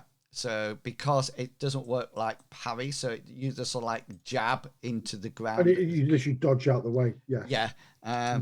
But it's not lying prone because it's got 27 legs. Yeah. Well, 7 legs. Seven legs. Just so you know, Bartleby, just in case, once half of its legs or more are incapacitated, then it needs to start taking athletic rolls. So it's fine at the moment because it's still got 7 legs. Ulrich will naturally step up and whack it. Ooh, his character sheet hasn't opened properly. With his next action point, and will whack it as well. Let's see what he does. Yeah, he hits it. He will. The spider can't evade because it's got no action points left on this one. So he's going to try to whack it, especially he's going to choose location, try to whack it in the head again. And, he's consistent. He does another 6 points of damage. And you actually hear quite a resounding crack into this spider. And the spider reacts for the first time. and sort of like rears back as Ulrich hits it. And Bartleby, you're next. I'm seeing that my anger of Amriel doesn't really do too much. It's 21-21, by the way. I just want on my clock, which I get excited about. It's sort of similar here. We got 121. Yeah, but that'd be 13-21, won't it? I guess. I think Bartleby is just going to take a step back and get out of the way of the two who are actually doing something. Have you ever hit somebody with your club? I was trying to remember that. I'm sure you hit somebody and healed them. I've done that twice, where I hit and did negative damage, because my damage mod is a negative 1d2. Got ya. Cyrus, you're still spell casting. Conjured up. Yeah. The magic. And then on 3, combat turn 3, trapdoor's out. It's got no actions left. Hazra, I don't think you have any actions left. I do not. Yeah. I'm actionless. Ulrich does. He just has 1 because he hasn't parried or anything. Yeah, he hits again and he'll whack his axe into the head, only doing 4 points of damage this time. Bartleby, you would be next. I don't have any actions, though. I spent last time dithering. Now, Cyrus, you do have an action, I think. I do. So this is the 3rd turn, so your spell goes off at this point. So you need to roll your invocation. Oh, come on, baby. Let's see what this is. Nice. Yes. Yeah. I need a Murder. hit location, and then I think is it 1d6 on it? 1d8. 1d8, nice. So hit location first. 17, whatever. Ooh, that is my right front leg. Ooh, yeah. And then 1d8. Ooh, damn. Nice.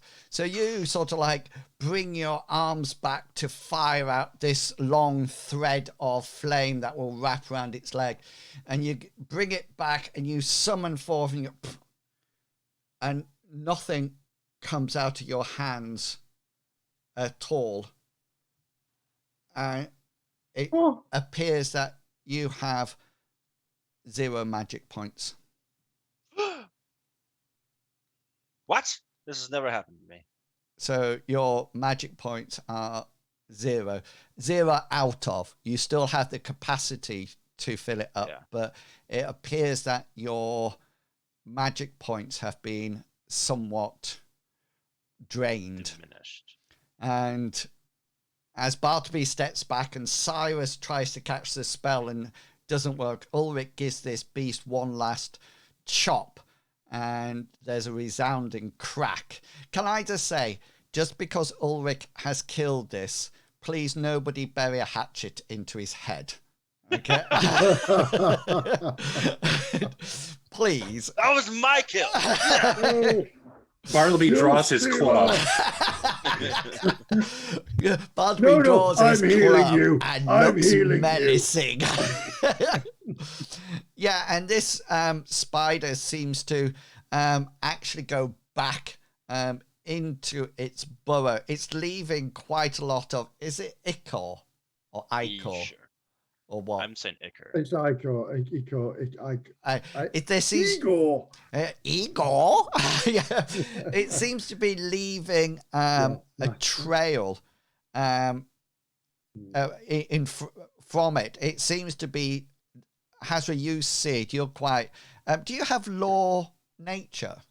I do have law nature, yes. Yeah, and its lifebloods are pouring out. Yeah, it does have a... Best roll I could ever get. Yeah, you figured that it's likely to have either a single underground tunnel or maybe more. There might be other outlets for this, but you know from these creatures that it's not wise to follow them down their tunnel. No. but the trapdoor is out, down. There was definitely some kind of lure there. What would you like? Cyrus, nobody knows. Nobody knows that your spell didn't go off. Okay. My magical vision only picks up actual magic. All right. Can you see what I mean? So, what I'm saying is that you don't know. I don't have to play off that. We were too busy. You don't need to. We were way too busy. So nobody, although the players knew you tried to cast a spell and it didn't go off. Yeah. Nobody else, and it just looked for people at the wagon that you were just sort of like going, come on, like this. Maybe a little puff of smoke went, pss, and that's about it. So it happens to the best of us, guys. I don't know. That's twice in a couple of days. This has happened. Ulrich, do we have anything we can pour down this hole to stop it from coming back up? Ulrich says, maybe we can attach something, put some rocks on it. That's possibly a very good idea. Things are very strong. You are looking mighty strong at the moment, Hazra. That is true. You seem to be infused with certain powers. Yes, Bartleby is the most courageous. I'm dying to As I'm hiding behind you. Which I'll look around for some large boulders to pick up. Yeah, roll your brawn roll. Oh, so wrong. I just want to. Not now. Oh, you sort of like go over and you. No, I don't. I'm going to give you a luck point. Yeah, because it's 1:30. Go for it. Quite. Second. Oh, yes. You sort of like look around and you see this quite big stone. You sort of like get your fingers underneath it and you try to lift and one of your feet slips and you readjust yourself, bend your knees and with hardly a strain or vein bulging in your head, you just sort of like lift this quite impressive boulder and sort of like you don't put it on top of the trapdoor, you put it on the edge, yeah, and you sort of like leave it here. Ulrich flips up his visor and he does look quite impressed, Hazra, as you move this, and then the strength. I always imagine it's a bit like yeah, halfway. And then everything goes. You do not look at me, my friend. It was Bartleby's help that made this happen. His strength with his goddess is quite powerful. I didn't expect a healing goddess to call down lightning from the heavens. Amriel rewards the worthy. I have known this. I have much praise for Amriel. I have seen the many miracles she can work. And through Bartleby, he is a worthy tool of Amriel. Okay, because you're talking to Ulrich at this precise moment, Hazra, I'm going to give you a perception roll. It is currently at Herculean. Oh my God. But you might notice something.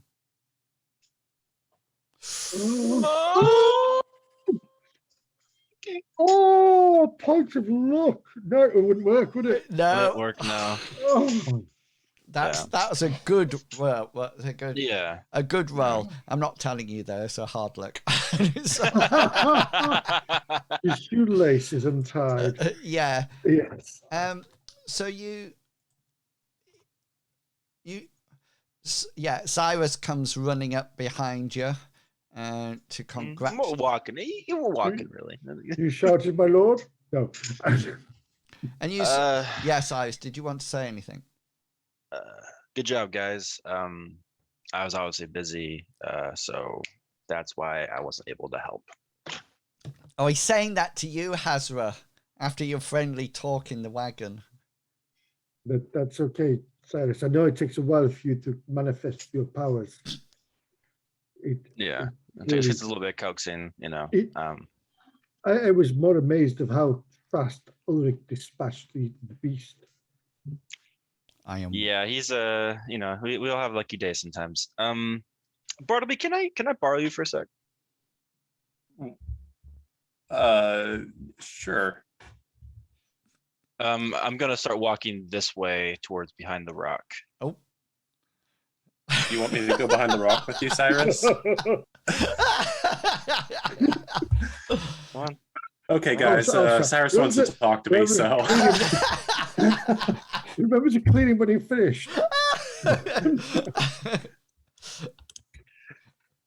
Ulrich, before we have that, Ulrich just says to you, Hazra, I can see that you are one with your spear. Your prowess is really good. This spear, my friend, contains the blood of my ancestors. Who taught you in the ways of the spear? So it was my chieftain, my father.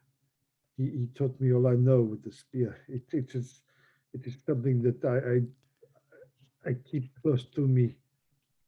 He would be proud of your prowess and actions, Hazra. Thank you, Ulrich. That from you said that means a lot. Not many have commented on that. Thank you.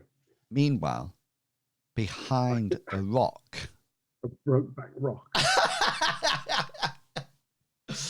Yeah. Cyrus leads Bartleby behind a rock as the sun slowly sets. Were you wanting to pray to Amriel with me? Not entirely, no. It's very easy. I can walk you through it. No, I'd rather waste my time doing something else. Question. Yes, Amriel can cure diseases of the flesh, but I'll get back to you on that one because I had a few questions on that one. One specific kind of diseases is fine. Here's the real thing. Have you ever, in your make-believe magic, have you ever ran into a time in which you just couldn't perform when you needed to? No. Through Amriel, all things are possible. She's never abandoned me. All right. So you've never had a situation in which you just can't summon the magic. That's the best way I can describe it, right? Because there's been times of exhaustion, and you did seem to be partying all night. Bartleby, you can roll an insight roll if you wish to try to figure out what Cyrus is trying to hint at without telling you. Sure. Let's give some insight. Oh, you pick it up straight away. Oh, okay. You're just not able to cast any of your sorcery spells? Look, I've had hard nights before. I'm known throughout most of this area as at most nights really, as someone that can go all night and a little bit in the morning too. But I don't know. Maybe it's age. Maybe something's on my mind. I've never been able not to express my anger. You get me? I suppose I do. And you want to see if Amriel knows what's happening to you? Yeah, if she's not busy. Well, first off, she is always busy. She makes time for her loyal theists. Sure. But let's see what I can find out. I would first, and we'll like to use Amriel's vision, at the witch site to see if there's anything emanating from him or latched onto him that I might be able to. Yeah. 34 of 91. Yeah. he seems to be, apart from his own magic that you can't see naturally in any case unless he's casting it, he doesn't seem to have any magic covering him, attached to him, or anything like that. There's nothing parasitical there. And I'll mention that it doesn't seem like anything's attached to you. Have you heard of anything that can take away one's ability to do magic? It could be a potion of some sort, a curse, a hex, something of that nature.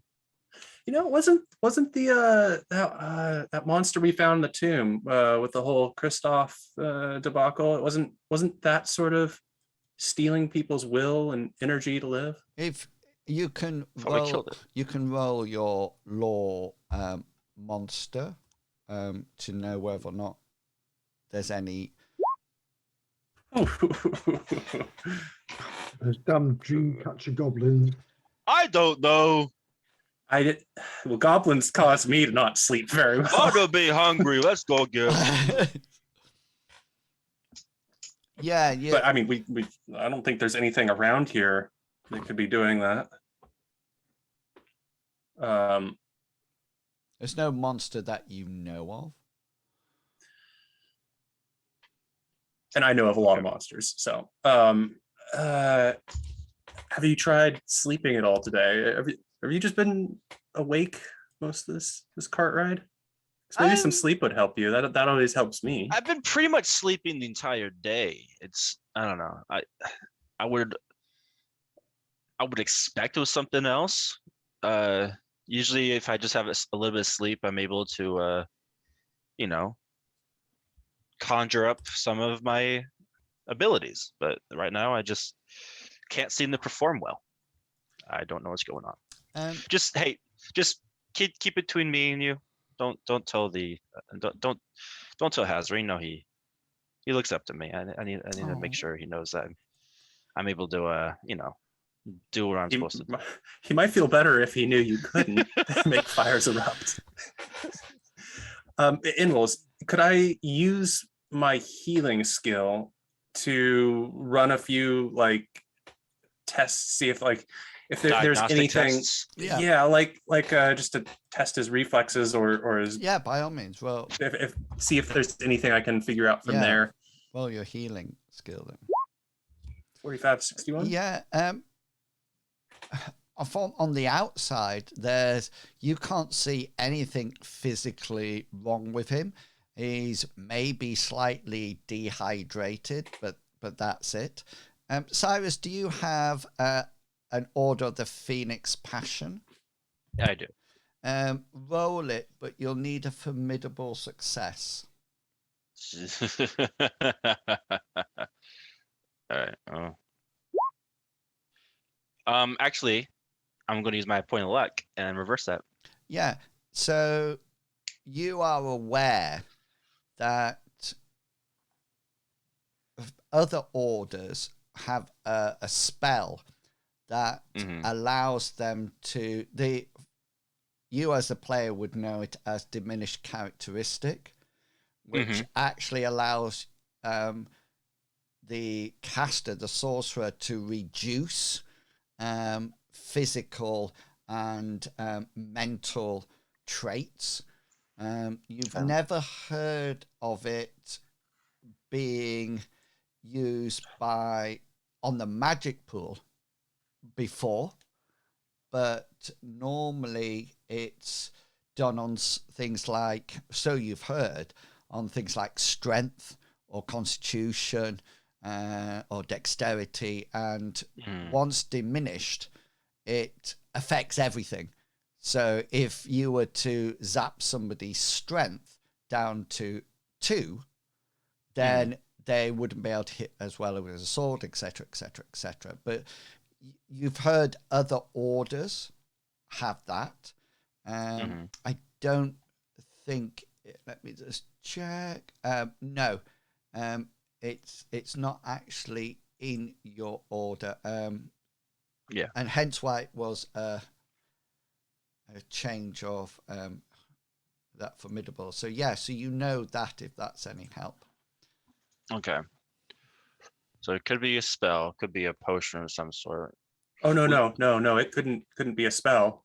I don't see any magic emanating from you. There's nothing attached to you or cursed on you. So if somebody did cast a spell, I believe its effects are gone from you now. Bartleby, me trying to dismiss it would do nothing. Bartleby can cure poison, so can't he? Yes. Can you try maybe something I drank? Because I don't remember last night. I mean, Cyrus, if you need me to cure your hangover, I have much shorter prayers. But I don't think it's just a hangover. I trust me. I'm well aware what a hangover feels like. Pretty much a daily occurrence for me, but that does make this sense. Doesn't feel like that. This doesn't. This is something different. I do trust you more than some. I would like to try and invoke my goddess to use Cure Malady. Here's the details. Nice. Cyrus may not be worthy, but I'm trying to argue he is. Let's see whether or not. Ooh, that was a close debate. Yeah, she grants you the power, but he has no poison or disease in him. No disease spirit either? No, you would have picked that up with your... No diseases? That's good. That's good. Well, Cyrus, you are clean and clear. I'll do a hand motion over his face to show that the ceremony of the malady curing has completed. And Amriel has found you to be clean of any substances. Do you feel better? No, not really. Well, maybe you should try believing more. You atheist. Back at Ulrich and Hazra. Ulrich turns to you, Hazra, and says, do you think this could be what was stopping the timber to be delivered? No, I do not think that. I'm going to assume that Hazra has seen these trapdoor spiders before, possibly, and his lures, which is why he said stop. It's a lure. In your desert on the steppes, of course, they're twice as big and twice as nasty.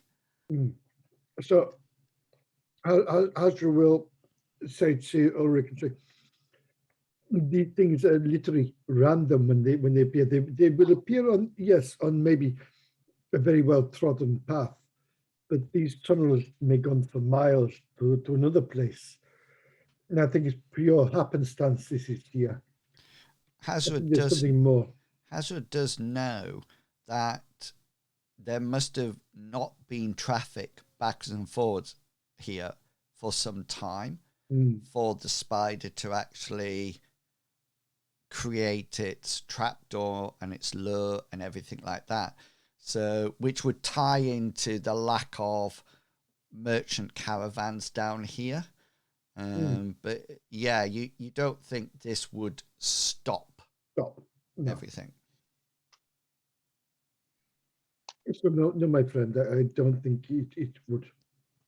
We are looking at something a bit more sinister. Okay, so the rest of the day goes according to plan, and everybody settles down for a night's sleep. The servant who was in the back of your oxen and wagon, Hazra, seems a little bit better. He started to recover some of the colour in his cheeks, and although he's still wrapped up in the blanket very tightly, over the next few nights he maybe sleeps in your wagon rather than underneath the covered wagon. Hazra would encourage that. He wouldn't let him actually work. If he had any duties to do, Hazra would probably step up before his watch and do those duties himself, just to make sure this man is well rested. Yeah. And again, with Cyrus, he'd probably keep Cyrus, because Cyrus is still a little bit, what you can see, a little bit under the weather still. Yeah. So I say, Cyrus, my friend, remember, just keep an eye on this man here. Keep him warm if you can. If you wish to keep an eye out at some point for a watch, I would appreciate it if you did, but you do not need to tonight, or because you need your rest more than most. I want to see you back and bouncing up. You don't seem yourself at the moment. I don't know why, but we'll see, my friend. I will cook you a hearty meal for breakfast, and you'll be bouncing back like a big brave bunny. We can only hope. Sorry, and thank you, Hazra. You're a good friend. Just I don't know. I don't know what's wrong with me. I just don't feel myself. So I don't have that fiery passion. After a good, sorry, Hazra, did you want to say something? It's the usual thing. I just do traps and things around the camp. So what I'm going to do, I'm going to tell you what happens on the rest of the evenings as you progress down to Errwood, rather than playing each one of them out, give you a brief summary. So Cyrus, you're never invited into Lady's wagon again. You do notice that every time you sleep, you do get magic back, but at an incredibly slow rate. I.e., normally you would get all your magic back from a night's sleep. This time you only get 1 point back from a night's sleep. But you're not taken into the wagon anymore. So gradually your magic returns to you. Nothing seems to happen to the servant or any other servants for the trip or the guards, although Lady spends the majority of her time in the covered wagon. She rarely sorry, Avista Twitches has come in the chat and said, wow, Mr. Pickles is so good at staying still. Thank you. It's the I just work hard. It's this pure natural talent. And she doesn't come out of the wagon. The servant takes food in, and if asked at any point, you get the reply that she's resting. She doesn't feel too good. She had a bad night or something like that as you go through. The other thing that you notice as you travel, Ulrich's sleep gets more and more restless, and frequently he whoever's on watch near through the night when he's asleep, he frequently wakes up almost like screaming, and Jeez. then on the morning he seems to be drinking something, seems to be in a small tin cup, and he puts some water in it and flakes some kind of leaf or natural substance into it and drinks it. You notice that he looks very haggard and very tired. You notice that he's moving slower, and as your journey continues, and after the allotted time has passed, you get to the point that late afternoon, 5 or 6 o'clock, maybe even a little bit later, just as dusk arrives, you see the welcoming lights of Errwood in the distance, and you slowly approach it. Is it the plan to ride into the village or what? I don't think that should be. I don't think we should just run in like, "Hey guys, where are you all at?" I think there should probably leave the carriages back a bit, and then us, maybe scout through.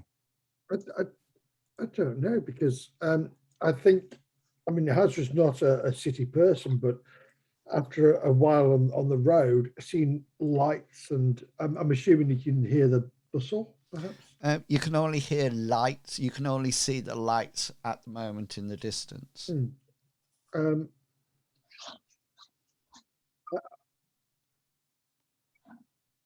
I think that I'd like to push on to the town, but I would bow down to Cyrus's knowledge of tactics and things.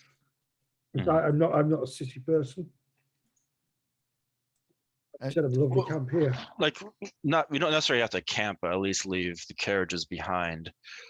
Maybe leave the lady with the 2 guards and our servants, and us 4 move up and see what we can find. How long will it take us to get to the city or the town? You're about 200 to 400 meters away at the moment. You can see it there. You can see there seems to be glowing amber lights from the windows. You can't see the streets because it's getting dark now. You can't hear anything from this distance, but if you approach further, you might. Well, probably 200 to 400 meters away. Might as well go, because that's only like... Yeah. With the wagons as well. That's like a minute away. Yeah, exactly. Yeah. So this is what I'm going to do then. I'm going to cast on me, Bartleby, and Hazra damage resist on ourselves up to a max intensity of 7, so I'll probably go towards 7 points of, and then kind of save the rest for later.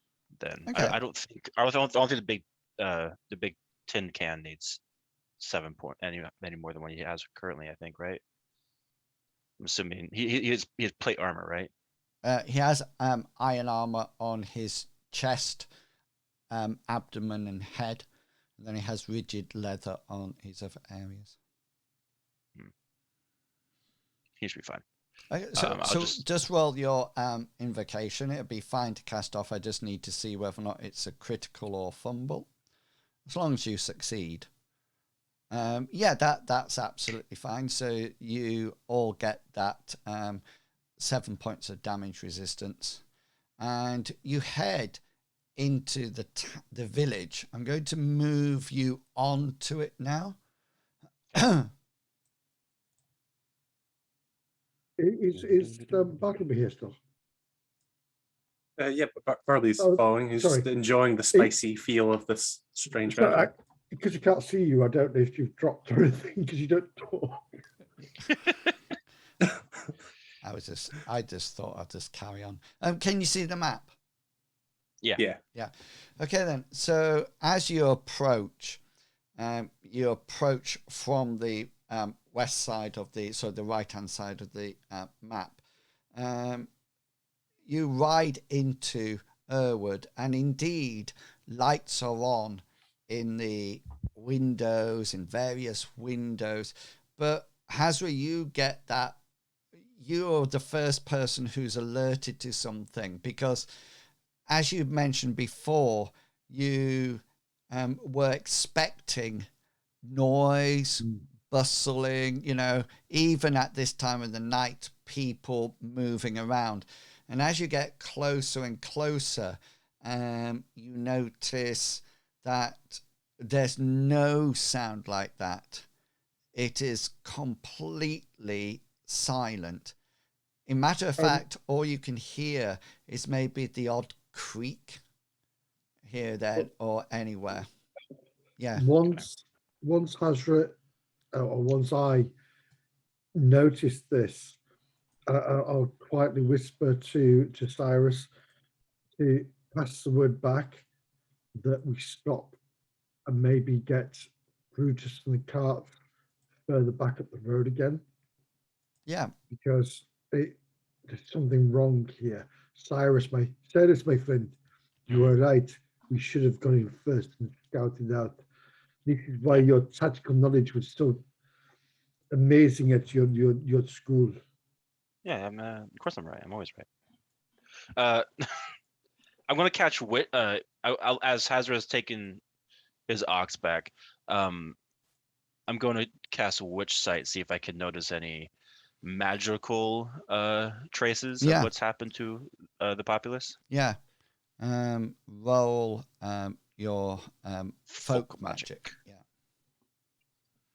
I'm going to use my last point of luck, or no, I think I have 3, but point of luck to reverse that. Yeah, you look out across the whole village, and you're not too sure whether or not it's magic. Mm-hmm. Witch Sight is only a folk magic, so it doesn't have the power of, say, your sorcery or something like that, or true sight. Mm-hmm. There seems to be almost like a mist hanging. Got it. You know, and when you look, you're not familiar with the magic it is. There's just this green mist about from the ground up to about your knees, and it seems just to be, there seems to be no breeze with it. It just seems to be hanging there. And you notice up ahead, Hazra, you see this building here? Yeah. You can hear the creak of the sign, because it seems that it's a tavern there, and this time of night should be loud and broad. Yeah, but there is light. There is light.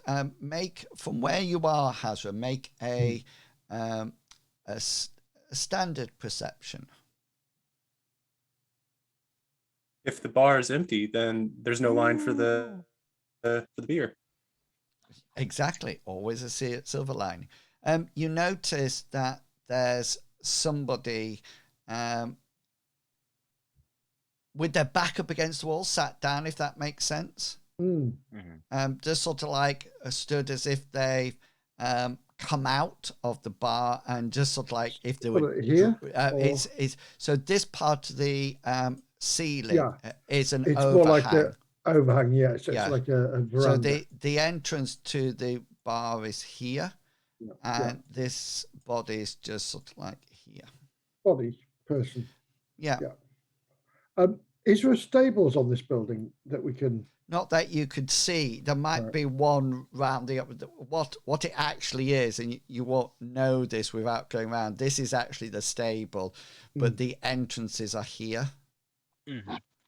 So you can see that building, but you're not too sure what it is until you. In which case, Hazra will, having noticed this after he's already given his ideas to Cyrus for praising him,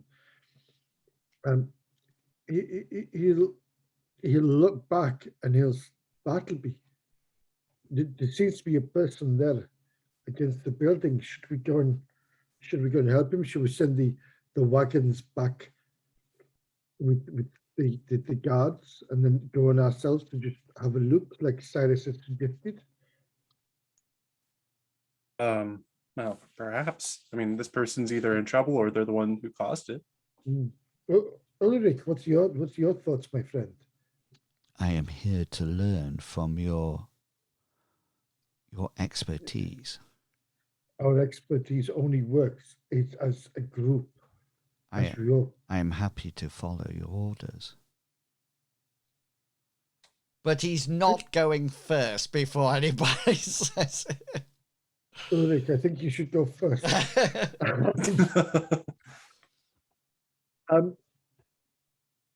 Cyrus, this is what you do, my friend. I love Hazra. He's trying to convince everybody so far. I want people to take the lead. I'm not a leader. That's the thing. Right. Hazra is not a leader. He's a helper, not a leader. I think Cyrus is probably like wanting to take charge for the first time in a few days. show that he definitely has a libido. Ability to, thrust forward, right? So he's gonna grab his. Penetrate the opposition. Yeah. Yes. He's gonna have his glaive in his hand and walk towards the man that's sitting down. Okay, that Ulrich will come with you, quite naturally. What about spear in hand, ready to throw into combat? I will do the same, but I will move this corner's building here. This is the village well, so there's an overhanging roof to it. And Bartleby, what about you? I'm Bartleby, which is my catchphrase to say that I'm following. Okay. I'm Bartleby. Okay. I've just seen the time, so I'll give you this little taster.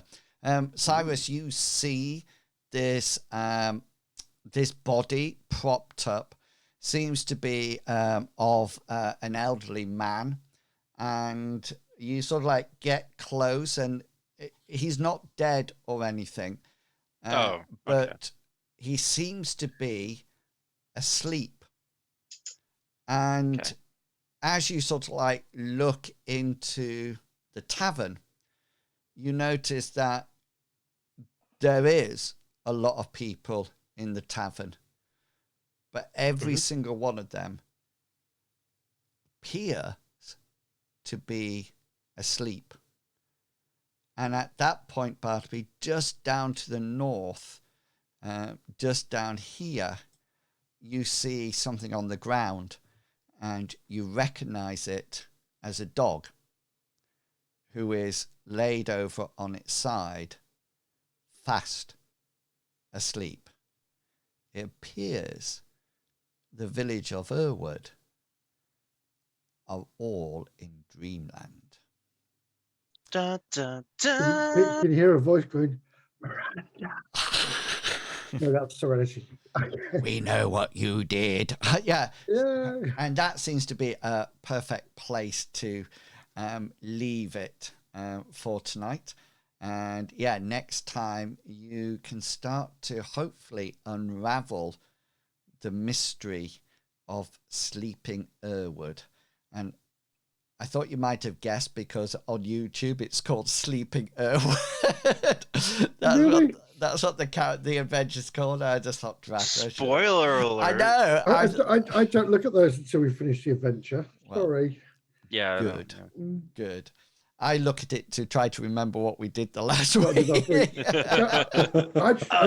I use Twitch for that, you see. So, sorry. 1, 2, Freddy's coming for you. So, it would appear that the tavern and around the tavern, everybody is asleep. But I would like to stress again that the candle lights, the lanterns are lit. Okay, so you're not in complete darkness. And if you go into the tavern, I've got a brand new tavern for you.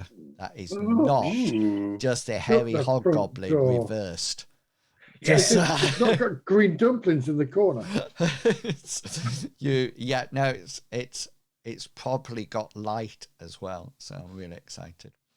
Brilliant. Well done. Interesting series of situations. I love the role playing tonight. Thank you. Thank you. And you actually do have all the information, by the way, now to figure this out. I just want to put that out there. So do I? It's me, Mario. It's Lady. Lady's the villain, and she's poisoning people and making them pass out. And she's farming, and she hates. What? I think she's absorbing people's life force or something. She's a soul vampire. But her husband came here first. Sorry, Darth. Just say that.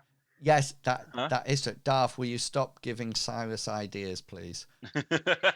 He's just put in the chat, 1,000 channel points says that Cyrus throws buckets of water over the sleeping people in the next adventure. Wake up! I'm thirsty. That's a good idea. But all the alcohol's free right now, Cyrus. Yeah. Drink first. Stop giving Cyrus ideas, guys.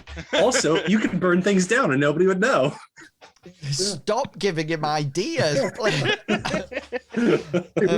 found the place burnt down. Money, please. You get all the lumber for free. Trade deal is it's now. Yes. Give us money. We get a percentage because we found it that way. That is true. Well, we've got those nice roof tiles to sell. We will see what happens next week. I hope you like the village as well. I put a lot of effort into this creating. That's a really nice village, that. Yeah.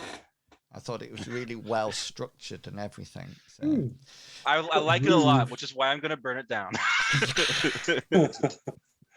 This here doesn't match. That's just me. Say again, sorry. That there doesn't match. That's just me. Because the yeah, I know. There's always one. I know. Sorry. Let me just mark that down on my revenge list for next week. More spiders are going to be here, I tell you. Okay, thank you very much to the players. Thank you very much for you if you've stuck out and listened from beginning to end. We will return next time to see if the players can unravel the mystery of sleeping Errwood. And yeah, let's hope that Cyrus learns to perform a little bit better next time. Until then, look after yourself, stay safe, stay healthy, but most importantly, stay positive. And I will catch you all later. Goodbye. And you guys say goodbye as well. Bye, guys. Bye as well. You know, sometimes the endings are so false. I just